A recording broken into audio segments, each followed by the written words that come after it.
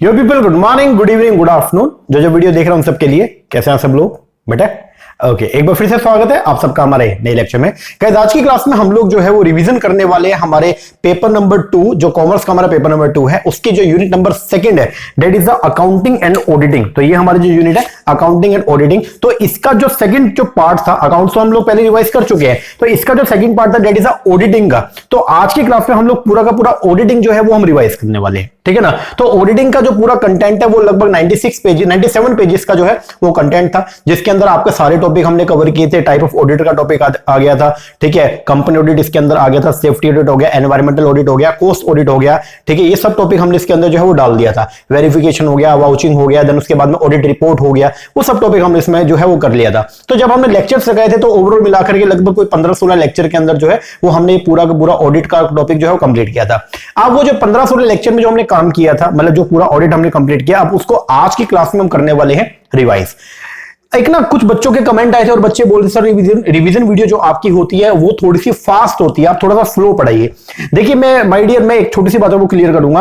अब देखो, मैं रिवीजन वीडियो जो कराता हूं, मेरा पैटर्न क्या होता है, मैं हर एक पेज पे चलता हूं। ये मैंने क्लासरूम के अंदर जो है जो बुक हमने प्रोवाइड किया, आप ये देखेंगे इस पे एक भी लाइन ऐसी नहीं है जो हमने ना पढ़ाई हो क्लासरूम के अंदर। तो मेरा जो पढ़ाने का तरीका, अगर आप मेरे स्टूडेंट तो आपको मालूम होगा, लाइन टू लाइन पढ़ाता हूं मैं। हर एक वर्ड का मीनिंग जो है हम क्लियर करते हैं, और हमारा रिवीजन का जो क्राइटेरिया थोड़ा सा अलग होता है। बाकी और एजुकेटर्स भी, मैंने कुछ का वीडियो भी देखा, बच्चे भी बोल रहे थे कि सर बाकी एजुकेटर थोड़ा सा स्लो पढ़ाते हैं। देखिए क्या है, बाकी एजुकेटर जो है वो क्या कर रहे हैं, एक टॉपिक उठा लेंगे मान लो, या वो 3-4 क्वेश्चन जो है, या 5 क्वेश्चन जो है, या 10 क्वेश्चन मान लो आपको करवाएंगे, और उन 10 क्वेश्चन के अंदर बोल देंगे पूरा का पूरा कवर हो गया। देखिए क्वेश्चन से कभी भी कॉन्सेप्ट आपका क्लियर नहीं होगा पूरा। एक जो क्वेश्चन है उसके 4-5 ऑप्शंस आपके पास में अवेलेबल है, तो आप उस क्वेश्चन में वो 4-5 कॉन्सेप्ट को ही समझा सकते हो, रिमेनिंग कॉन्सेप्ट आपके रह जाते हैं। बट हमारा जो तरीका होता है रिवीजन का, वो क्या होता है, हम पेज नंबर 1 से शुरुआत करते हैं। अब जैसे ऑडिटिंग हम शुरू करेंगे तो हर पेज से हम लोग जो है वो शुरुआत करेंगे। हर एक पेज को हम लोग जो है वो क्या करते हैं, टच करते हैं। हर पेज में जो इंपॉर्टेंट पॉइंट है उसको जो है हम क्लास के अंदर क्या करते हैं, कवर करते हैं अपनी रिवीजन वीडियो के अंदर। तो जो कंटेंट, अब हमने लाइन टू लाइन हर एक चीज पढ़ ली, इंपोर्टेंट बातें मैंने क्लासेस के दौरान जो है बच्चों को बता दी कि भाई ये इंपोर्टेंट है, मैंने चार्ट्स बना के जो है बच्चों को प्रोवाइड करवा दिए। अब जब रिवीजन वीडियो है उसमें मैं ऊपर से जो है हम क्या करते हैं, रिवीजन वीडियो में जो हमने पढ़ रखा है उसको बस थोरोली रिवाइज करेंगे, तो टेन्योर हमारा जो है वो थोड़ा बड़ा हो जाएगा। जैसे अगर मैं बात करता हूं अकाउंट्स का, 200 पेज की बुक है अकाउंट्स की ओनली। अब इसको रिवीजन अगर मैं बिल्कुल आराम से कराने बैठा, हर एक कॉन्सेप्ट को अगर टच करके मैं आराम से समझाने बैठा, तो हमारी ये एक अकेली रिवीजन वीडियो 10 घंटे में होगी। समझ रहे हो? तो हमारी रिवीजन वीडियो फास्ट होती है, उसके पीछे का रीजन ये है कि कंटेंट बहुत ज्यादा है और शॉर्टर टाइम स्पेन के अंदर अपने को पूरा का पूरा कवर करना होता है, ठीक है ना। तो आज की रिवीजन वीडियो जो है ऑडिट का, इसमें भी ये रहेगा, थोड़ा सा फास्ट ट्रैक पे चलेगा। जो हमारे स्टूडेंट्स हैं जिन्होंने मुझसे कोर्स लिया हुआ है उनको तो कोई दिक्कत नहीं आएगी, क्योंकि उन्होंने वो सारे की सारी वीडियोस पहले लगा रखी हैं, तो अब तो उनका बस रिवाइज हो रहा है। लेकिन जो नए स्टूडेंट्स है बेसिकली उनको थोड़ी प्रॉब्लम आ सकती है। तो मैं आपको ये बोलूंगा कि आप अगर वीडियो लगा रहे हैं तो जहां भी आपको प्रॉब्लम है उसको थोड़ा सा पॉज करो, जो भी आपको लग रहा है कि इंपॉर्टेंट बात है उसको आप एक पेज पे नोट डाउन कर लीजिएगा। इस तरीके से आप इसको कैरी ऑन कर सकते हैं, ठीक है ना। तो ऐसा नहीं है, देखिए बस मेरा ये होता है कि मैं अगर करवा तो 100% कराऊं, हर एक कॉन्सेप्ट को जो है मैं आपके सामने जो है वो पेश करूं उसको, ठीक है ना। तो यूं ना हो कि कोई चीज स्किप हो गया, ये रह गया वो रह गया, तो वो चीज नहीं होनी चाहिए। तो ये बस एक थोड़ा सा डिफरेंस है हमारे में और बाकियों के अंदर, ठीक है। तो आई होप आपको समझ में आ गया होगा। तो अब आप ये कमेंट नहीं करेंगे सर आपकी रिवीजन वीडियो फास्ट है, उसके पीछे का रीजन बता दिया, क्योंकि अपने को शॉर्टर टाइम स्पेन में ज्यादा चीजें जो है वो कवर करनी होती है, दैट्स व्हाई। ओके जी, तो आज की क्लास में हम लोग जो है शुरुआत करने वाले हमारे ऑडिट को, पूरा का पूरा ऑडिट आज की क्लास में हम लोग जो है वो कवर करेंगे। हर एक टॉपिक का जो इंपॉर्टेंट जो हमने क्लासरूम के अंदर जो किया था उनको मैं ऊपर से आपको सारा का सारा जो है वो बता दूंगा। पेपर में जाने से पहले कम से कम 2 बार जो है ये वीडियो आप लगा के चले जाना, तो पूरा का पूरा ऑडिट आपके टिप्स पे हो जाएगा, ठीक है ना।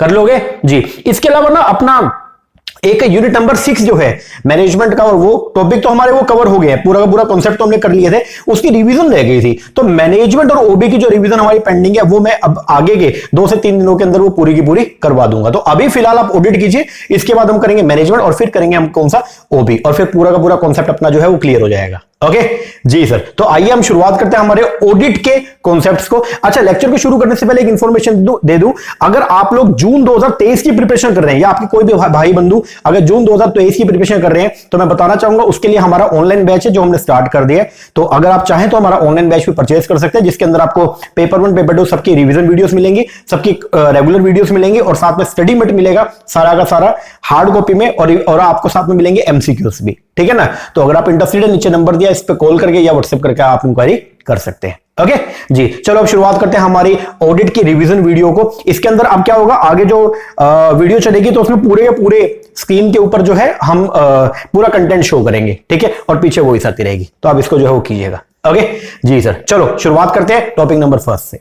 चलो जी, शुरुआत करते हैं अब ऑडिटिंग की। तो ऑडिटिंग के लिए आप एक काम करना, बुक तो साथ में लेके बैठना और साथ में जो कॉपी आपने मेंटेन की होगी इसको करते हुए वो भी आप साथ में लेके बैठना। जो मैंने कुछ चार्ट्स बनवा के दिए थे ना, तो वो भी आप साथ में कीजिएगा। चलो शुरुआत करते हैं।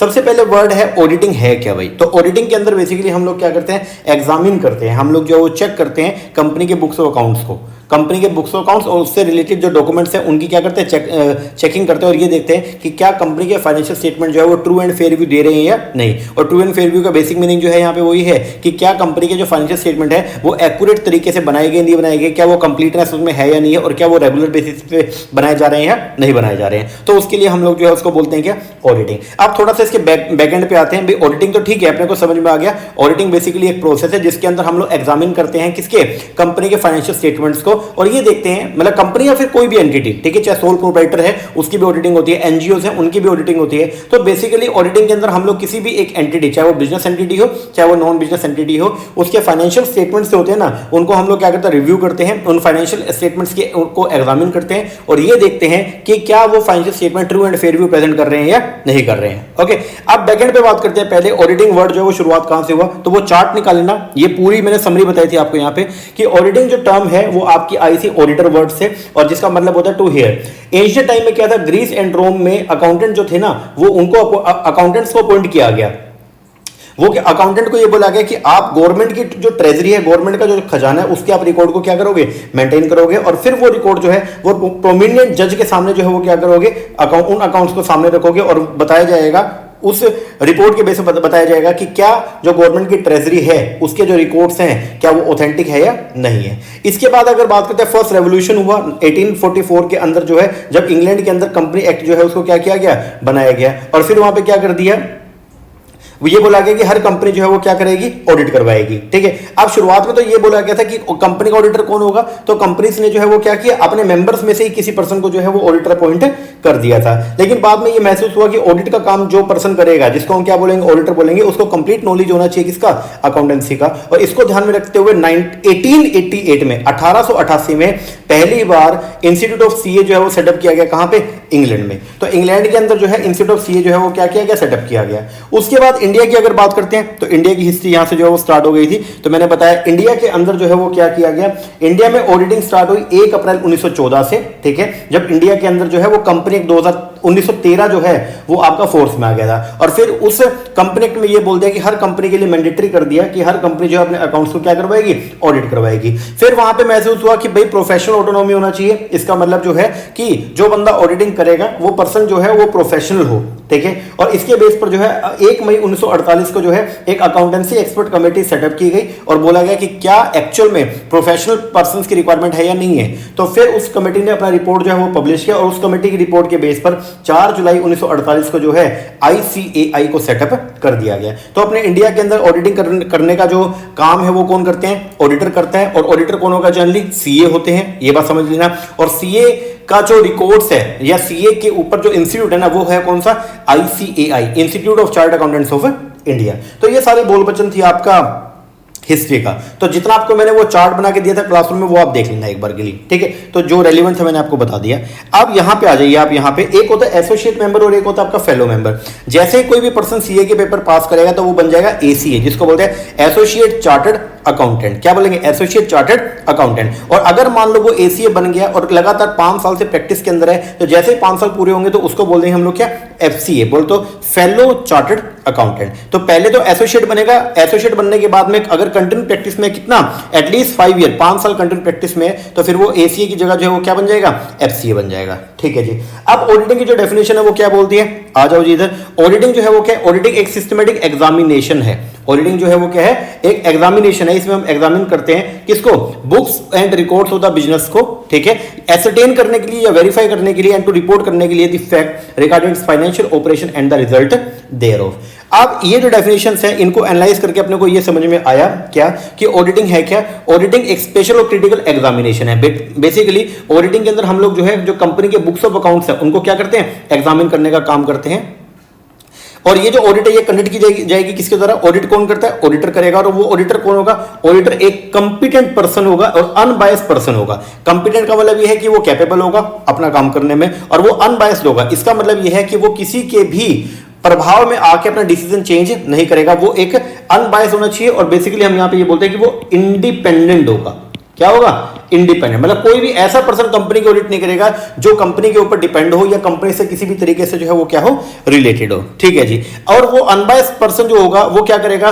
वो कंपनी ने जो उसको वाउचर्स प्रोवाइड करे हैं, डॉक्यूमेंट दिया है, इंफॉर्मेशन दिया, एक्सप्लेनेशन दिया, उनको ध्यान में रखते हुए ऑडिटिंग करेगा। और ऑडिट करके अपनी क्या देगा? रिपोर्ट जारी करेगा। और रिपोर्ट के अंदर बताएगा क्या? Whether the accounts are complete, कि क्या कंपनी के जो फाइनेंशियल स्टेटमेंट्स हैं वो कंप्लीट है या नहीं है, and draw up according to the convention. और क्या कंपनी के फाइनेंशियल स्टेटमेंट अकाउंटिंग कन्वेंशन के हिसाब से बनाए गए हैं या नहीं बनाए गए। क्या कंपनी की जो बैलेंस शीट है वो ट्रू एंड फेयर व्यू दे रही है नहीं दे रही है, एंड वेदर द प्रॉफिट और loss account depict the true picture और लॉस ऑफ द ऑर्गेनाइजेशन और नोट।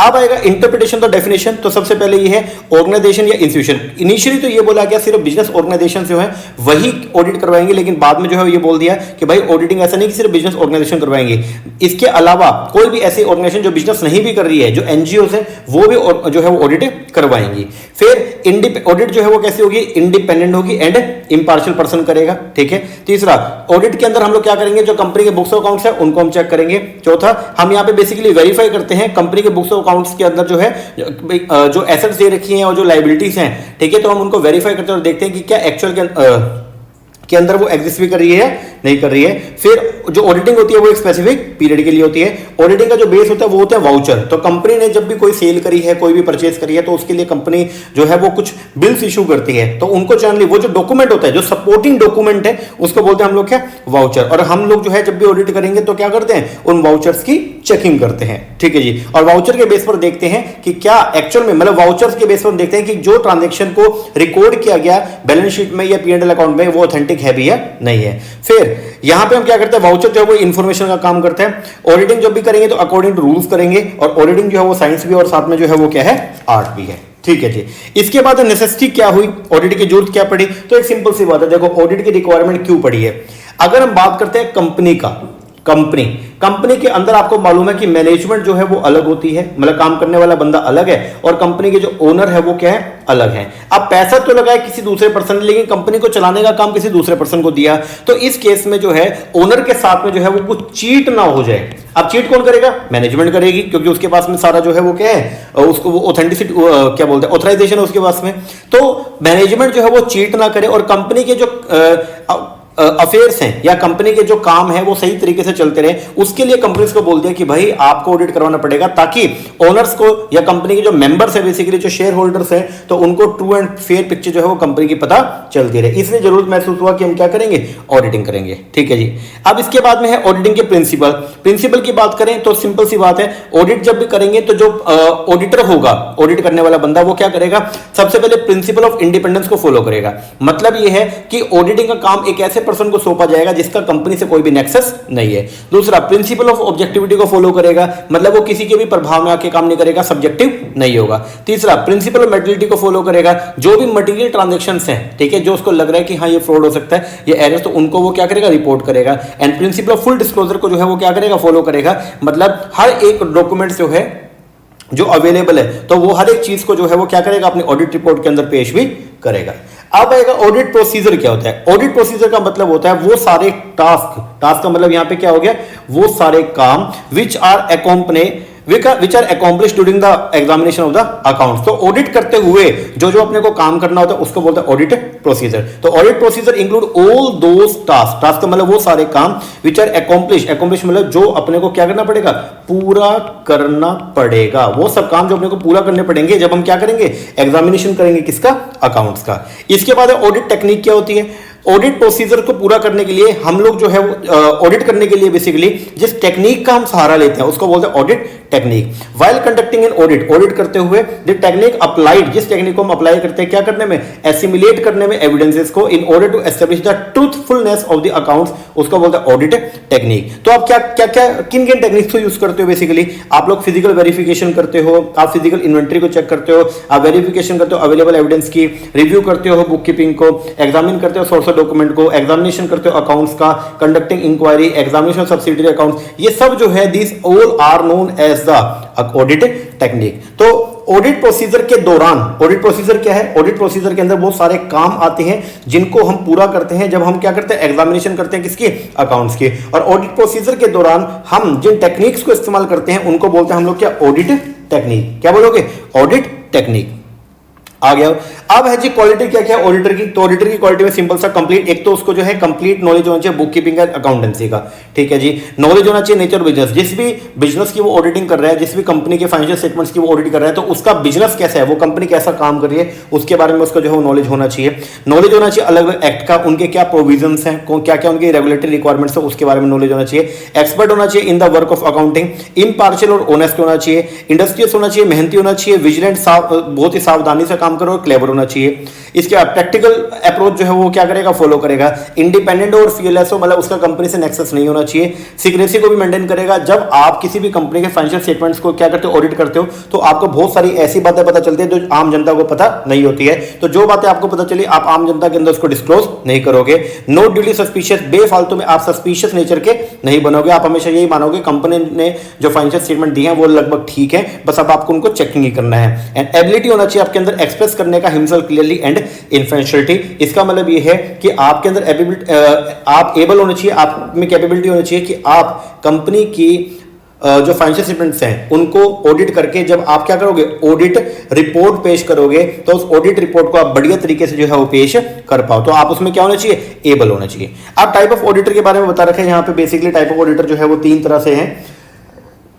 एक तो है जी सबसे पहले नंबर पे जो है वो कौन सा, एमेच्योर ऑडिटर। देखो जब आप सीए करते हो ना, अब मैं आपको थोड़ा, मैंने क्लास में बताया था वैसे, तो सीए करते हैं, तो सीए करते हुए एक तो पेपर तो आपको पास करना पड़ता है, प्लस में 3 साल की आपकी जो है वो इंटर्नशिप चलती है। अब इंटर्नशिप के दौरान आपको बोला जाता है आर्टिकल। क्या बोला जाएगा, आर्टिकल। क्या बोलते हैं हम लोग, आर्टिकल। तो एमेच्योर ऑडिटर कौन होता है, जो कंपिटेंट नहीं है, मतलब जो कंपिटेंट नहीं है, उनको सीए का काम प्रॉपर तरीके से जो है वो नहीं आता है, बस उनकी हॉबी है, ठीक है, उनको अगर भेज दिया ऑडिट करने के लिए तो उसको बोलते हैं हम लोग क्या, एमेच्योर ऑडिटर, मतलब जो नव सीखे हुए होते हैं वो।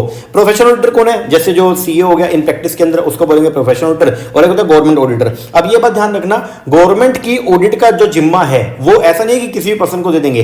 गवर्नमेंट के जितने भी डिपार्टमेंट्स हैं उन डिपार्टमेंट्स की ऑडिट का जिम्मा जो है वो दिया गया एक स्पेशल पर्सन को, जिसको बोलते हैं CAG, controller and auditor general of India, तो उसको बोलते हैं। तो ये जो कैग है ये कौन होगा, ये होगा गवर्नमेंट ऑडिटर। तो बोलते हैं senior most officer in the audit department of the Indian government is, उसको बोलते हैं हम लोग क्या, कैग बोलते हैं, ठीक है जी।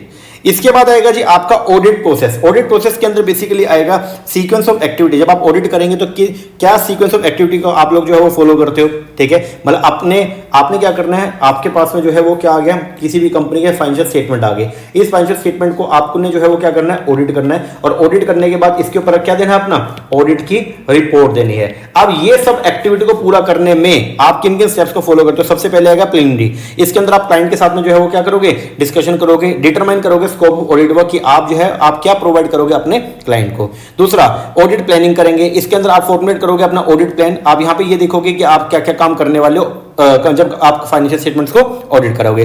फिर आप जो है कंपनी की जो इंटरनल कंट्रोल है उनको क्या करोगे, इवेल्युएट करोगे। इंटरनल कंट्रोल से आपको ये पता चलेगा, अगर कंपनी के इंटरनल कंट्रोल बहुत ही अच्छे हैं तो आप जो है वो थोड़ा लीनियंट तरीके से भी अगर काम करोगे तो भी काम चल जाएगा। लेकिन अगर कंपनी के इंटरनल कंट्रोल बहुत ही पूरा है तो आपको सारा काम बहुत ही सावधानी पूर्वक करना पड़ेगा। फिर आप यहां पे क्या करोगे, एग्जामिन करोगे बुक्स ऑफ अकाउंट्स को। आप यहां पे जो है वाउचिंग करोगे, बेसिकली कंपनी के जो भी एक्सपेंसेस होते हैं, ठीक है, या जो भी इनकम्स हैं, तो उनको हम लोग जो है वो क्या करते हैं, उनकी वाउचिंग होती है। और वेरिफिकेशन जो है वो होती है किसका, वो होती है एसेट्स एंड लायबिलिटी का। ये बात ध्यान रखना, एसेट्स और लायबिलिटी की होती है वेरिफिकेशन और एक्सपेंस और इनकम की होती है वाउचिंग। आप क्या करोगे, कंप्लायंस की वेरिफिकेशन करोगे। कंप्लायंस वेरिफिकेशन में आप ये देखते हो कि कंपनी के ऊपर जो है जो भी कंप्लायंस प्रोसीजर है, जो भी रूल्स, जो भी रेगुलेशंस कंपनी ने क्या करने हैं, फॉलो करने की, क्या कंपनी उसको फॉलो कर पा रही है, नहीं कर रही है, आप ये सब देखोगे, ठीक है। फिर आप एसेट लायबिलिटी की क्या करोगे, वेरिफिकेशन करोगे। फिर आप overall test and analytical testing करते हो। यहां पे हम लोग एक डमी वैल्यू को जो है वो क्या करते हैं,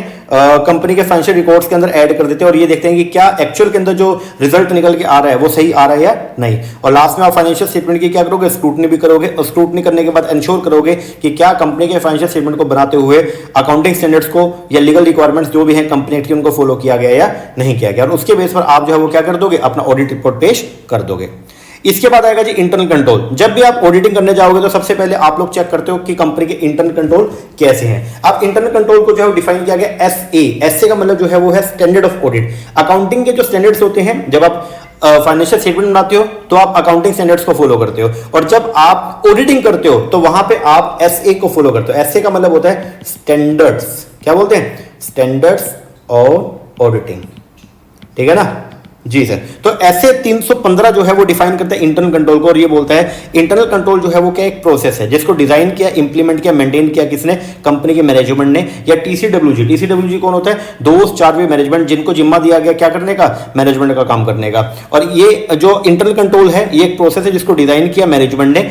क्यों डिजाइन किया, ये प्रोवाइड करेगा, एक एश्योरेंस प्रोवाइड करेगा about the achievement of an entity objective with regard to reliability. ये बेसिकली ये बताएगा कि कंपनी के जो फाइनेंशियल स्टेटमेंट्स हैं वो रिलायबल है या नहीं है। दूसरा, इफेक्टिवनेस शो करेगा कि कंपनी के जो ऑपरेशन है वो इफेक्टिव है या नहीं है, कि कंपनी की जो एसेट्स है वो सेफगार्ड है या नहीं है, और क्या कंपनी ने जो है वो एप्लीकेबल जो भी कंपनी के ऊपर लॉ हैं या जो भी रेगुलेशंस हैं उनको कंपनी ने कंप्लाई किया है या नहीं किया है। तो इसको बोलते हैं हम लोग क्या, इंटरनल कंट्रोल। अब इंटरनल कंट्रोल के ऑब्जेक्टिव क्या क्या होते हैं, सबसे पहला ये प्रोवाइड करेगा flow work through various stages. तो मतलब इंटरनल कंट्रोल, जब आप किसी भी कंपनी के इंटरनल कंट्रोल को चेक करते हो तो आपको पता चलता है कि कंपनी का काम कैसे होता है। दूसरा, ये ब्रेक करेगा chain of work in a manner so that no single person, कि एक अकेला बंदा कभी भी सारा काम नहीं करेगा। अगर एक अकेला बंदे को सारा काम दे दिया, मतलब मेटेरियल परचेज भी वही करके आ रहा है, पेमेंट भी वही करके आ रहा है, रिकॉर्ड भी वही मेंटेन कर रहा है, तो वो घपला ज्यादा कर सकता है। तो इंटरनल कंट्रोल में हम यही देखते हैं कि अपने को चेन को ब्रेक करना होता है ताकि फ्रॉड के चांसेस बिल्कुल ही क्या हो जाए, मिनिमम हो जाए। फिर यहाँ पे हम जो है अकाउंटिंग और कस्टोडियल फंक्शन के काम को सेग्रीगेट करते हैं।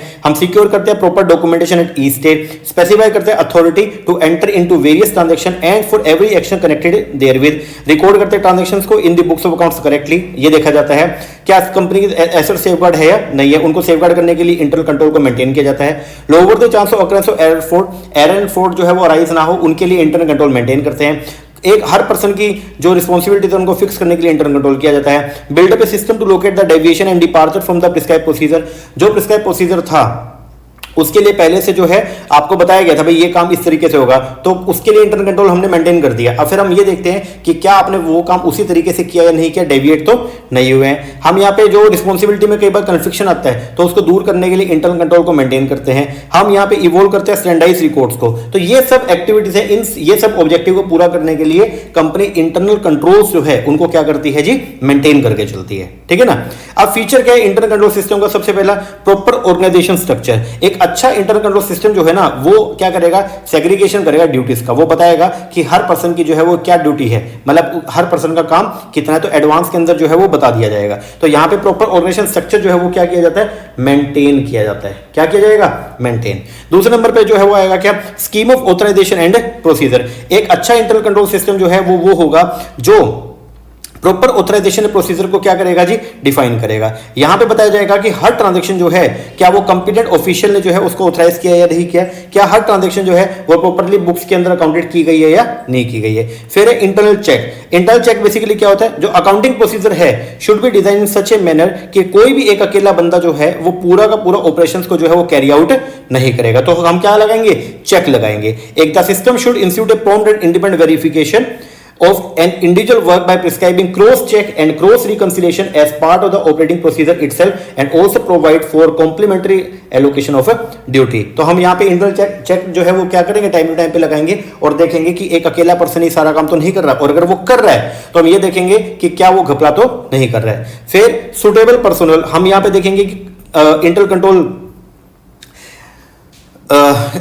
सिस्टम के अंदर जो हम ये देखेंगे कि काम जो है वो सुटेबल लोगों को दिया गया या नहीं, मतलब वो लोग जो कैपेबल भी हैं उनको ही काम सौंपा गया है या कभी इनकैपेबल पर्सन को तो काम नहीं सौंप दिया। एंड इंटरनल ऑडिट सिस्टम ये भी हम क्या करते हैं, मेंटेन करते हैं। अब आएगा जी रोल ऑफ मैनेजमेंट का क्या रोल है इंटरनल कंट्रोल के लिए। भाई इंटरनल कंट्रोल के लिए एक इंटरनल कंट्रोल सिस्टम को मेंटेन करना, उसको क्रिएट करना किसकी जिम्मेवारी है, मैनेजमेंट का। टाइम टू टाइम पे उस इंटरनल कंट्रोल सिस्टम को रिव्यू करना किसकी जिम्मेदारी है, मैनेजमेंट की। और इंटरनल कंट्रोल सिस्टम के बेस पर कंपनी के अंदर इंटरनल ऑडिट करवाना ये किसकी जिम्मेदारी है, मैनेजमेंट की। तो ये तीनों काम जो है ये किसके अंदर आते हैं, आपके मैनेजमेंट के। ये सब तीनों काम मैनेजमेंट की ड्यूटी है। अब है जी review of internal control by the auditor. जब भी ऑडिटर जो है वो ऑडिट करने आएगा कंपनी के फाइनेंशियल स्टेटमेंट की, तो ऑडिटर के राइट बनता है और ऑडिटर की ड्यूटी भी है कि वो कंपनी के इंटरनल कंट्रोल सिस्टम को क्या करे, रिव्यू करे। तो सबसे पहले क्या है, ऑडिटर का राइट है कि वो रिलाई करेगा कंपनी के इंटरनल कंट्रोल सिस्टम पे। दूसरा ऑडिट एश्योरेंस, ऑडिटर जो है वो क्या करेगा, उसको एश्योरेंस चाहिए कि क्या अकाउंटिंग सिस्टम जो आपने मेंटेन किया कंपनी ने वो एडिक्वेट है भी या नहीं है। फिर वो देखेगा कि ऑडिटर देखेगा कि क्या ये इंटीग्रल पार्ट ऑडिट प्रोग्राम का या नहीं है। फिर ऑडिट के लिए वो क्या करेगा, प्लानिंग करेगा। रोल ऑफ रिव्यू जो है वो बताएगा बेसिकली यहाँ पे। रिव्यू होगा इंटरनल कंट्रोल का, मतलब जो इंटरनल कंट्रोल सिस्टम उसको हम क्या करेंगे, रिव्यू करेंगे। और उसके रिव्यू करने पर जो है अपने को पता चलेगा कि क्या error and fraud are likely to be located, कि एरर एंड फ्रॉड तो नहीं हो गए हैं। दूसरा, क्या एडिक्वेट इंटरनल कंट्रोल सिस्टम जो है वो यूज में तो नहीं है and operating as planned by the management, क्या इफेक्टिव इंटरनल ऑडिट डिपार्टमेंट को जो है वो उसको ऑपरेट कर रहा है या नहीं कर रहा। क्या एडमिनिस्ट्रेटिव कंट्रोल जो है उसका क्या इंपैक्ट पड़ रहा है काम के ऊपर, and whether the control adequately and safeguard the asset, and how far and how adequate is the management effectively involved in discharging its function of the correct recording of the transaction is concerned। तो ये सब काम के लिए basically जो है वो हमारा मेन पर्पस होता है इस काम को रिव्यू करने का। फिर क्या डेटा रिक्वायर्ड है फॉर रिव्यू करने के लिए, ये देखेंगे। मेथड देखेंगे कि डेटा का कलेक्शन जो अपने को कैसे करना है। फिर टेस्ट करेंगे कंट्रोल में इंक्लूड। अब टेस्टिंग के अंदर बेसिकली वही आपको मैंने बताया था कि हम क्या करेंगे, एक ट्रेल करेंगे, बेसिकली ऑडिट ट्रेल करेंगे। और हम लोग जो है वो ट्रेल करके देखेंगे कि एक फिगर, डमी फिगर को हम डाल देते हैं ना, और फिर लास्ट में देखते हैं कि क्या उसका इंपैक्ट जो हमने सोचा था वैसे ही निकल के आ रहा है या नहीं निकल के आ रहा है। फिर है जो इंटरनल चेक। इंटरनल चेक का मतलब क्या होता है, इंटरनल चेक का मतलब होता है कि डे टू डे ट्रांजैक्शंस के ऊपर हम लोग चेक लगाते हैं ताकि फ्रॉड के होने से पहले उसको जो है वो रोका जा सके, ठीक है ना। और ये इंटरनल चेक जो है वो पार्ट होता है किसका, इंटरनल कंट्रोल सिस्टम का। तो जब आप इंटरनल चेक को फ्रेम करते हो, मैंने आपको बताया हुआ था इंटरनल चेक के अंदर हम ये करते हैं कि सारा काम एक ही पर्सन को ना देके हम लोग जो है वो काम को क्या करते हैं, अलग अलग हैंड्स में जो है वो बांट देते हैं, ठीक है ना, ताकि एक पर्सन के पास से अगर सारा कंट्रोल रहेगा तो वो फ्रॉड कर सकते हैं। तो ऐसे ही सिचुएशन हम राइज ना करवाएं। अब जब आप इंटरनल चेक देखोगे ना, तो आप किन किन बातों का ध्यान रखोगे। सबसे पहला डिफरेंट हैंड। डिफरेंट मतलब ये कि एक अकेला पर्सन सारे काम को ना करे, वो काम अलग अलग लोगों से होता हुआ गुजरना चाहिए। जॉब रोटेशन, आप लोगों को जो है वो टाइम टू टाइम जो है वो क्या करेंगे, उनको रोटेट करेंगे, ताकि एक ही पोस्ट पे अगर एक पर्सन बैठा रहेगा कई सालों से तो वो फ्रॉड कर देगा और वो फ्रॉड कभी भी किसी पर्सन के सामने आएंगे भी नहीं। तो इसलिए हम क्या करेंगे, रोटेट करते रहेंगे ताकि फ्रॉड जो है वो पता चल जाए। लोग आप जो है अपने एम्प्लॉयज को छुट्टी में भेजोगे, जो एसेट्स हैं आप उनको, ये जो बंदा एसेट्स की रखवाली कर रहा है उसको जो है एसेट्स का रिकॉर्ड करने की जो है वो आप अनुमति नहीं दोगे। एसेट्स का वेरिफिकेशन टाइम पे करते रहोगे। जो भी मैकेनिकल डिवाइसेस है लाइक ऑटोमेटिक कैश रजिस्टर हो गया, कैश काउंटिंग मशीन हो गया, उनको हम लोग जो है वो क्या करेंगे, उनको लगाएंगे क्या करने के लिए, कोई भी लॉस या मिस एप्रोप्रिएशन ऑफ कैश को रोकने के लिए। स्टॉक टेकिंग जो है टाइम टू टाइम पे हम करते रहेंगे। पावर्स को हम डेलीगेट करेंगे, रिव्यू करेंगे अकाउंट्स को and review of the procedure. ये सब है जी आपका इंटरनल चेक। अब आएगा यहाँ पे adequacy of the internal check. आपका इंटरनल चेक एडिक्वेट है या नहीं है, तो उसके लिए हम कुछ क्वेश्चन जो है वो पुट अप करते हैं और उनका ये एक्सपेक्टेड रिजल्ट जो है हम चाहते हैं। अगर ये रिजल्ट निकल के आ रहा है तो इसका मतलब इंटरनल चेक जो है वो बढ़िया है, नहीं तो इंटरनल चेक अच्छे नहीं है। एक बार रीडिंग कर लीजिएगा। इसके बाद आएगा इंटरनल ऑडिट। अगर बात करूंगा इंटरनल ऑडिट का, तो भाई ये इंटरनल ऑडिट जो है वो क्या है। देखो, एक तो होती है स्टैट्यूटरी ऑडिट। स्टैट्यूटरी ऑडिट का मतलब क्या हो गया, जो कंपनी को हर साल के लास्ट में जो है करवानी पड़ती है, उसको तो बोलते हैं हम लोग क्या, स्टैट्यूटरी ऑडिट। और एक है जी आपका इंटरनल ऑडिट। तो इंटरनल ऑडिट जो है कंपनी खुद से एक पर्सन को अपॉइंट करेगी, ठीक है, वो कंपनी का इंडिपेंडेंट ऑडिटर ऐसा जरूरी नहीं है, वो कंपनी का एम्प्लॉय भी हो सकता है। तो कंपनी एक तो स्टैट्यूटरी ऑडिट करवाएगी, जो लीगल ऑडिट होती है साल के लास्ट में जो है, जो ऑडिट करवानी पड़ती है, मैंडेटरी है। और एक कंपनी कई बार क्या करती है, इंटरनल ऑडिट भी करवाती है। और कंपनी ये करती है कि जो एक्सटर्नल ऑडिटर है उसके काम को थोड़ा सिंप्लीफाई करने के लिए टाइमली बेसिस पे हम लोग जो है वो अपने फाइनेंशियल स्टेटमेंट को स्क्रूटनी करते रहेंगे, ताकि कोई भी एरर अगर स्टार्टिंग में ही आ गया तो उसको स्टार्टिंग में ही दूर किया जा सके, वो लास्ट तक ना रहे। तो उसके लिए हम करते हैं इंटरनल ऑडिट। अब इंटरनल ऑडिट क्या है? इंटरनल ऑडिट भी एक इंडिपेंडेंट अप्रेजल फंक्शन है जो एस्टेब्लिश किया जाएगा within an organization to examine and evaluate करने के लिए activity as a service to the organization. Internal audit जो है वो इंडिपेंडेंट है, ऑब्जेक्टिव एश्योरेंस है एंड कंसल्टिंग एक्टिविटी है, जिसको डिजाइन किया गया जो ऐड करेगा वैल्यू एंड इंप्रूव करेगा ऑर्गेनाइजेशन की ऑपरेशंस को। इंटरनल ऑडिट के दो एस्पेक्ट है, एक तो हम यहां पे देखते हैं ऑपरेशनल ऑडिट। बेसिकली हम ये देखेंगे कि जो भी एक्टिविटीज यहां पे की गई हैं, ठीक है, उनको हम ऑडिट करेंगे और फिर प्रोसीजर्स को भी क्या करते हैं, कंप्लायंस देखते हैं कि जो भी प्रोसीजर्स हैं जो अपने को अडॉप्ट करने थे, क्या उनको कंप्लाई किया गया, नहीं। और दूसरा है मैनेजमेंट ऑडिट। यहां पे बेसिकली हम लोग जो है वो ऑडिट करते हैं proprietary authority and compliance with policy. हम ये देखते हैं कि क्या पॉलिसीज को कंप्लाई किया गया है, नहीं किया गया, ठीक है।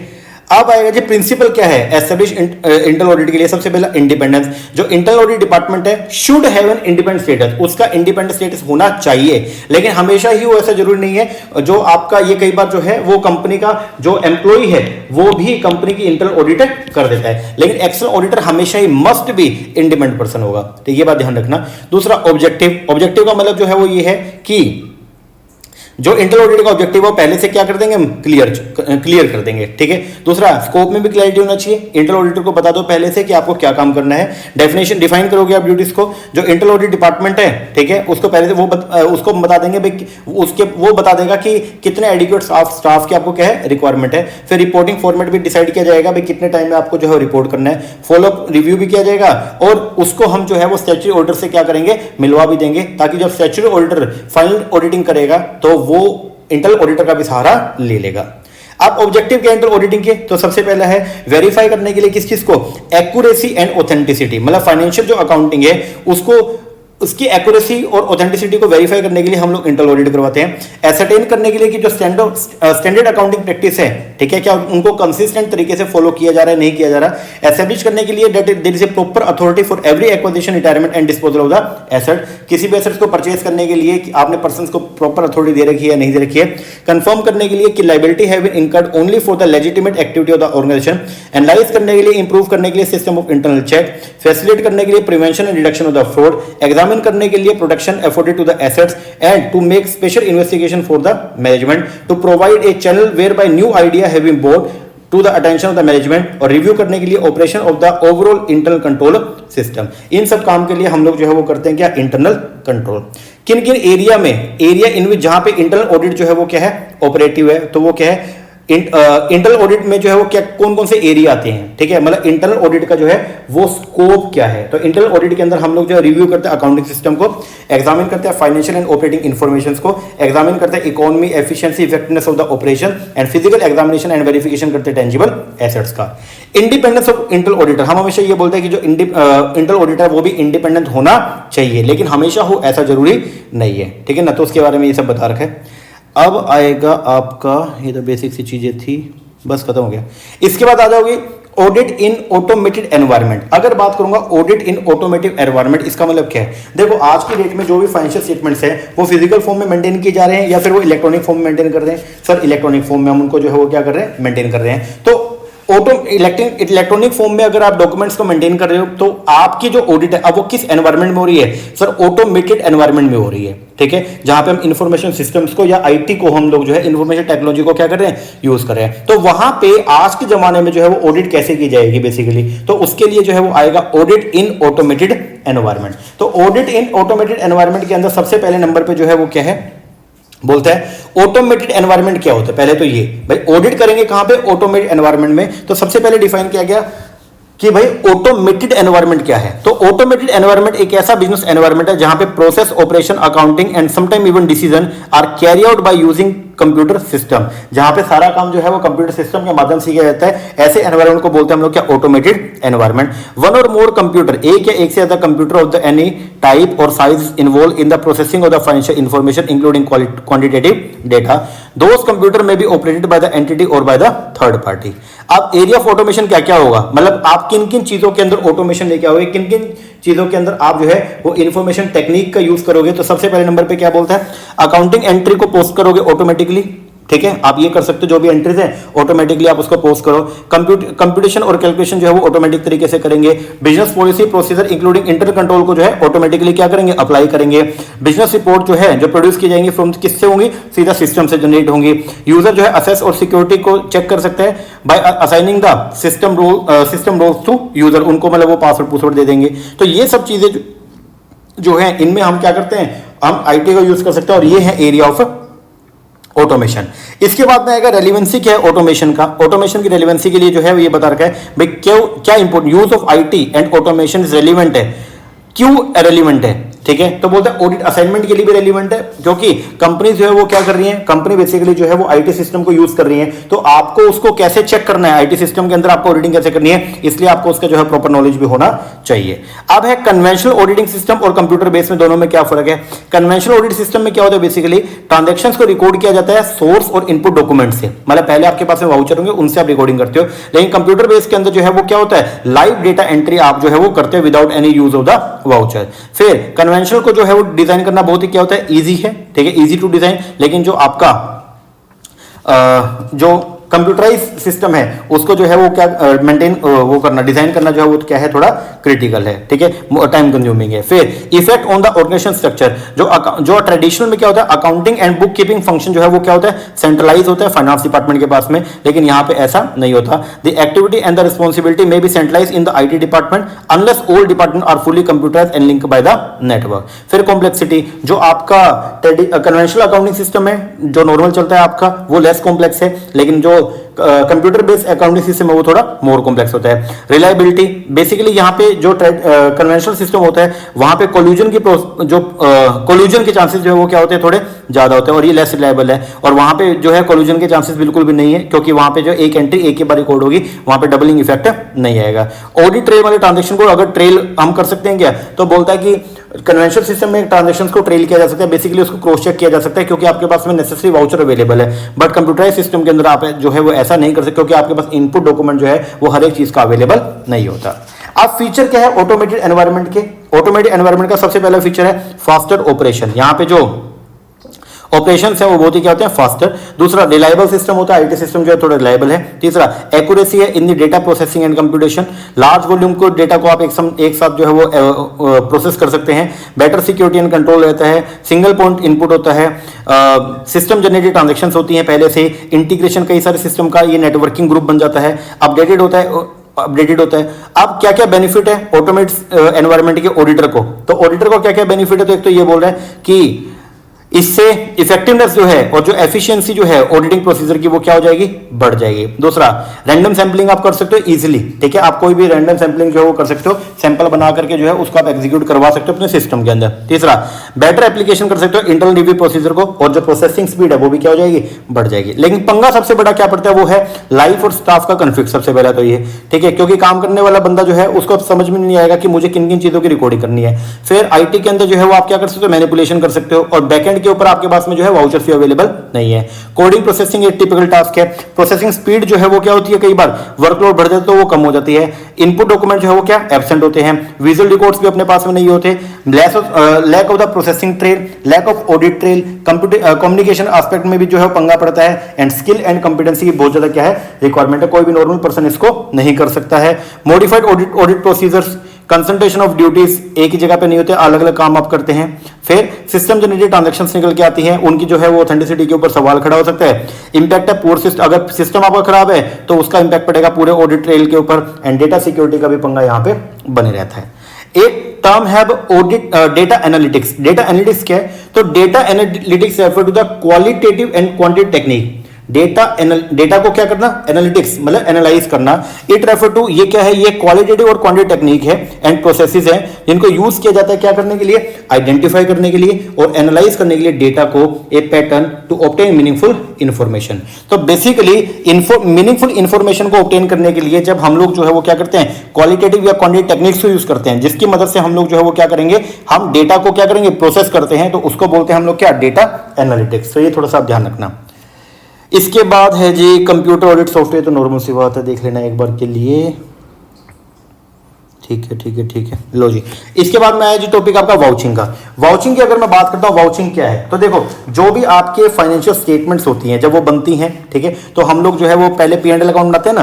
अब P&L अकाउंट के अंदर बेसिकली जो हम ट्रांजेक्शंस करेंगे, भाई आपकी कितना जो है वो इनकम है, कितनी आपके जो है वो एक्सपेंस है, अब कितनी इनकम है कितना एक्सपेंस है, तो उनके लिए जो आपके पास में एक डॉक्यूमेंट हम लेके चलते हैं जिसको बोलते हैं हम लोग क्या, वाउचर। और उन वाउचर्स के बेस पे हम लोग जो है वो क्या करते हैं, हम रिकॉर्डिंग करते हैं, ठीक है। तो वाउचर्स जो है वो बेसिकली क्या है, वाउचर एक आपके लिए प्रूफ के तौर पे काम करता है कि जो ट्रांजैक्शन है वो एक्चुअल के अंदर अक्कर हुई है या नहीं हुई है, ठीक है। तो वाउचिंग जो है वो क्या है, पहले वाउचिंग को समझते हैं। वाउचिंग मींस टेस्ट करना the truth of the item appearing in the books of original entry, कि बुक्स के अंदर जो ट्रांजैक्शन दी गई है उसके हम ट्रूथनेस को क्या करेंगे, चेक करेंगे और ये देखेंगे कि क्या वो एक्चुअल के अंदर एग्जिस्ट भी करती है या नहीं करती है। देखो अब ऊपर से एक बार देखो, पढ़ो, बोलते हैं whenever any goods are bought, जब कभी भी हम कोई भी गुड्स को खरीदते हैं तो सेलर जो होता है ना गुड्स का, वो इशू करता है एक receipt to the buyer which give a description, जिसके अंदर डिस्क्रिप्शन होता है कि आपने जो गुड्स परचेज करी है उसका पूरा ब्यौरा जो है वो लिखा जाएगा, the price paid and the other relevant detail. Auditing के अंदर ये जो रिसिप्ट होती है इसको बोलते हैं हम लोग क्या, voucher. This receipt is known as the voucher, okay जी।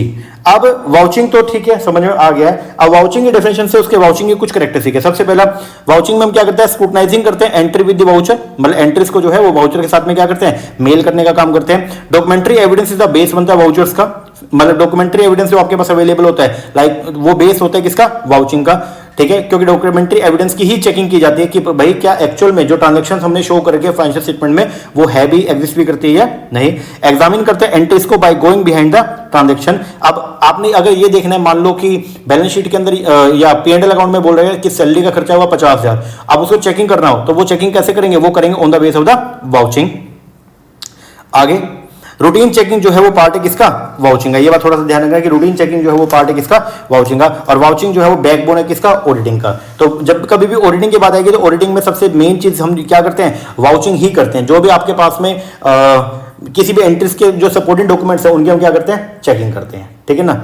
अब एक है आपका वाउचिंग और एक है रूटीन चेकिंग, दोनों में क्या फर्क है। देखो जो रूटीन चेकिंग होती है उसमें हम क्या करते हैं, ओनली एक्यूरेसी को चेक करते हैं, ये बात ध्यान रखना। रूटीन चेकिंग के अंदर हम लोग जो है वो क्या करते हैं, ओनली एक्यूरेसी की चेकिंग करते हैं, ठीक है ना जी सर। अब वाउचिंग के ऑब्जेक्टिव, ये तो सिंपल सी बात है। अब आप सीधा आ जाओ वाउचर्स पे। वाउचर क्या है, तो वाउचर बेसिकली एक डॉक्यूमेंट्री एविडेंस है। वाउचर जो है वो एक एविडेंस है जो ऑथेंटिकेट करता है किसी ट्रांजैक्शन को। एक ट्रांजैक्शन जो है वो ऑथेंटिकेट है या नहीं है, मतलब एक ट्रांजैक्शन जो है वो वैलिड है या नहीं है, उसके लिए बेसिकली जो एक डॉक्यूमेंट्री एविडेंस हमारे पास होता है उसको बोलते हैं हम लोग क्या, वाउचर, ठीक है ना। क्या बोलेंगे आप उसको, वाउचर। तो वाउचर जो है वो एक डॉक्यूमेंट्री एविडेंस है जो ऑथेंटिकेट करता है किसी भी ट्रांजैक्शन को। तो voucher is any documentary evidence in support of a transaction. तो किसी भी ट्रांजैक्शन के सपोर्ट का जो भी एक ऐसा डॉक्यूमेंट जो एक ट्रांजैक्शन को सपोर्ट करता हो, लाइक आपने जो है वो दिखा रखा है कि इलेक्ट्रिसिटी का बिल आपका है 50,000 का, तो उसका डॉक्यूमेंट्री एविडेंस क्या है, भाई 50,000 का खर्चा तो आपने बुक कर दिया, तो उसका डॉक्यूमेंट्री एविडेंस है वो जो बिजली का बिल है, उस बिल को बोलते हैं बेसिकली हम लोग क्या, वाउचर। क्या बोलेंगे आप उसको, वाउचर, ठीक है जी। अब वाउचर के बारे में बता रखा है, वाउचर जो है वो है एक है आपका प्राइमरी और एक है कौन सा, सब्सिडरी। तो प्राइमरी वाउचर क्या हो गया, जो रिटन एविडेंस है इन ओरिजिनल फॉर्म के अंदर, उसको बोलते हैं हम लोग क्या बोलेंगे उसको, प्राइमरी वाउचर। और सब्सिडरी वाउचर जो है वो कौन सा होगा, सब्सिडरी वाउचर जो कॉपीज होती हैं बेसिकली, जो प्राइमरी वाउचर की जो कॉपीज आपके पास अवेलेबल है उसको बोलते हैं हम लोग क्या, सब्सिडरी, ठीक है जी। इसके बाद आप क्या करते हो, एग्जामिन करते हो किसको, वाउचर को। तो वाउचर को एग्जामिन जो है वो कैसे करोगे, सबसे पहले आप क्या जब आप वाउचर की एग्जामिनेशन करोगे तो किन किन बातों को ध्यान रखोगे। पहला, वाउचर इशू द ऑर्गेनाइजेशन और इट्स ओनर, वाउचर किसको इशू किया हुआ, ऑर्गेनाइजेशन को। दूसरा, वाउचर जो है वो रिलेटेड होना चाहिए बिजनेस से, ठीक है। If voucher in the name of any officer, partner और the employee of the enterprise, तो आप देखोगे कि ट्रांजैक्शन जो है वो कंपनी के नाम पे की गई है, नहीं। दूसरा, वाउचर जो है वो प्रिंटेड फॉर्म के अंदर होना चाहिए, मैनुअल नहीं होना चाहिए। तीसरा, वाउचर जो है वो डेटेड होना चाहिए and the date is related to the transaction recorded in the books of accounts. तो ये सब बातें जो है वो आप क्या करते हो, चेक करते हो जब आप क्या करोगे, वाउचिंग करोगे। वाउचिंग के बाद एक टर्म आती है teeming and leading. Teeming and leading basically क्या है, टीमिंग एंड लीडिंग का मतलब होता है शॉर्ट टर्म के लिए मिस एप्रोप्रिएशन करना फंड्स का। मतलब पैसा तो आज रिसीव हो गया, पैसा मिल गया मान लो आपको 2 मई को, और लेकिन आप बुक्स में जो है वो रिकॉर्डिंग कर रहे हो मान लो उसको 6 मई को, रिकॉर्ड तो कर रहे हो लेकिन कब करो 6 मई को। इसका मतलब 4 दिन के लिए आपने उस पैसे को क्या कर लिया, यूज कर लिया। That is known as the teeming and lading. तो टीमिंग एंड लीडिंग का मतलब क्या हो गया, it implies short term misappropriation of the funds by delaying the recording of receipt. तो रिसिप्ट जो आपके पास में आई है उसके रिकॉर्ड करने में आपने क्या कर दिया, डिले कर दिया, लेट किया, और लेट करके आपने जो है वो शॉर्ट टर्म के लिए जो है वो क्या कर दिया, मिस एप्रोप्रिएट कर लिया उस पैसे को जो आपको रिसीव पहले ही हो गया था। इसको बोलते हैं हम लोग क्या, टीमिंग एंड लीडिंग। ये बात थोड़ा ध्यान रखना, ठीक है।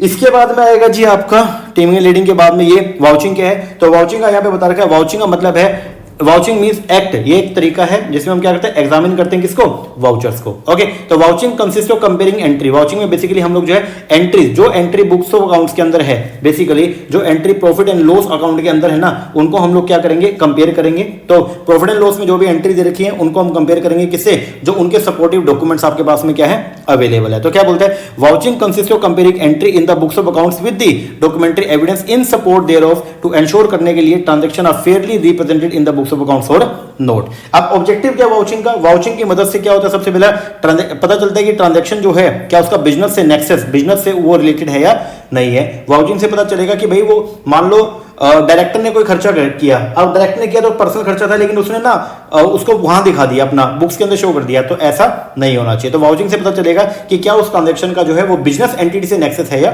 नहीं है। दूसरा कि ट्रांजैक्शन जो है वो एडिक्वेटली सपोर्टेड है या नहीं है।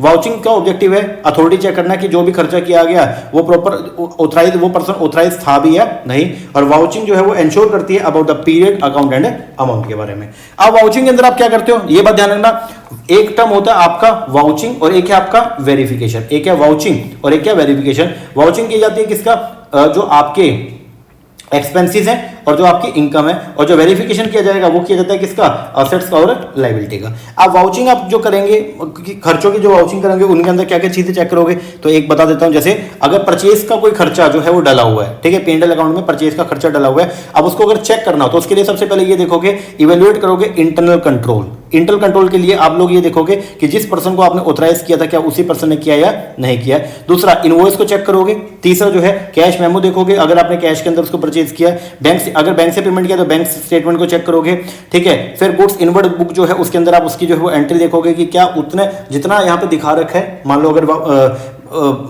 खर्चा तो दिखा रखा है 50 लाख का, ठीक है भाई, 50 लाख की परचेज करी है, फिर आप देखोगे क्या गुड्स इनवर्ड बुक के अंदर भी 50 लाख का ही जो है वो इन्वेंट्री शो कर रहा है या नहीं कर रहा। फिर आप चेक करोगे वहां पे जो परचेज बैलेंस शीट डेट के नियर की गई है वहां पे कपड़ा होने के चांस ज्यादा होता है, तो उनको क्रॉस जो है एकदम बढ़िया तरीके से चेकिंग करोगे। Casting and the carry forward errors अगर कोई है तो उनको आप चेकिंग करोगे, एग्जामिन करोगे अकाउंटिंग एंट्रीज को, एक्सटर्नल कंफर्मेशन आप देखोगे, ठीक है भाई। सप्लायर से भी कई बार अगर आपको लगता है कि घपला है तो सप्लायर से भी पूछ सकते हो कि भाई क्या एक्चुअल में कंपनी ने 50 लाख की परचेस की थी, नहीं की थी, और परफॉर्म करोगे एनालिटिकल प्रोसीजर। तो ये सब काम आप करते हो जब आप क्या करोगे, ऑडिट, परचेस की क्या करते हो, ऑडिट करते हो। इस तरीके से आपको सारे के सारे एग्जाम्पल जो है वो दिए हुए हैं, थोड़ा देख लेना, ठीक है। अब आएगा जी आपका वेरिफिकेशन। तो वेरिफिकेशन बेसिकली एक टेक्निक है जिसके अंदर हम लोग जो है ऑडिटर चेक करता है किन चीजों को चेक करता है, ऑडिटर जो है वो सर्टिफाई करता है एसेट्स एंड लायबिलिटी। तो कंपनी की जो एसेट्स और कंपनी की जो लायबिलिटी जो बैलेंस शीट के अंदर शो की गई है, ऑडिटर उनको जो है वो क्या करता है, वेरीफाई करता है। तो वेरिफिकेशन के अंदर बेसिकली हम लोग जो है वो क्या करते हैं, वेरीफाई करेंगे कि बैलेंस शीट के अंदर जो आइटम अवेलेबल है, that is the asset company की और या कंपनी की लायबिलिटी, तो इसको चेक करेंगे कि क्या ये ऑथेंटिक है भी या नहीं है, ठीक है ना। तो यहाँ पे वेरिफिकेशन के अंदर बेसिकली हम लोग क्या करने वाले हैं, बताओ सर। वेरिफिकेशन जो है of verification of asset implies an inquiry करना into the value, ownership and title, existence, possession, the presence of any change on the asset. अब ये जो डेफिनेशन है इसके बेस पे ये पता चला, एसेट्स वो एक्चुअली, अब जब भी आप वेरिफिकेशन करोगे ना तो वेरिफिकेशन के अंदर क्या क्या देखोगे, सबसे पहला एसेट्स जो है वो एक्चुअली प्रेजेंट हो ऑर्गेनाइजेशन के अंदर, एक तो ये देखोगे। दूसरा राइट और ओनरशिप जो है एसेट्स की वो कंपनी के पास ही होना चाहिए। तीसरा एसेट्स वर एक्वायर्ड आफ्टर ड्यू ऑथराइजेशन, किसी भी एसेट्स को अगर परचेस किया तो क्या उसके लिए पहले आपके पास ऑथराइजेशन था या नहीं था।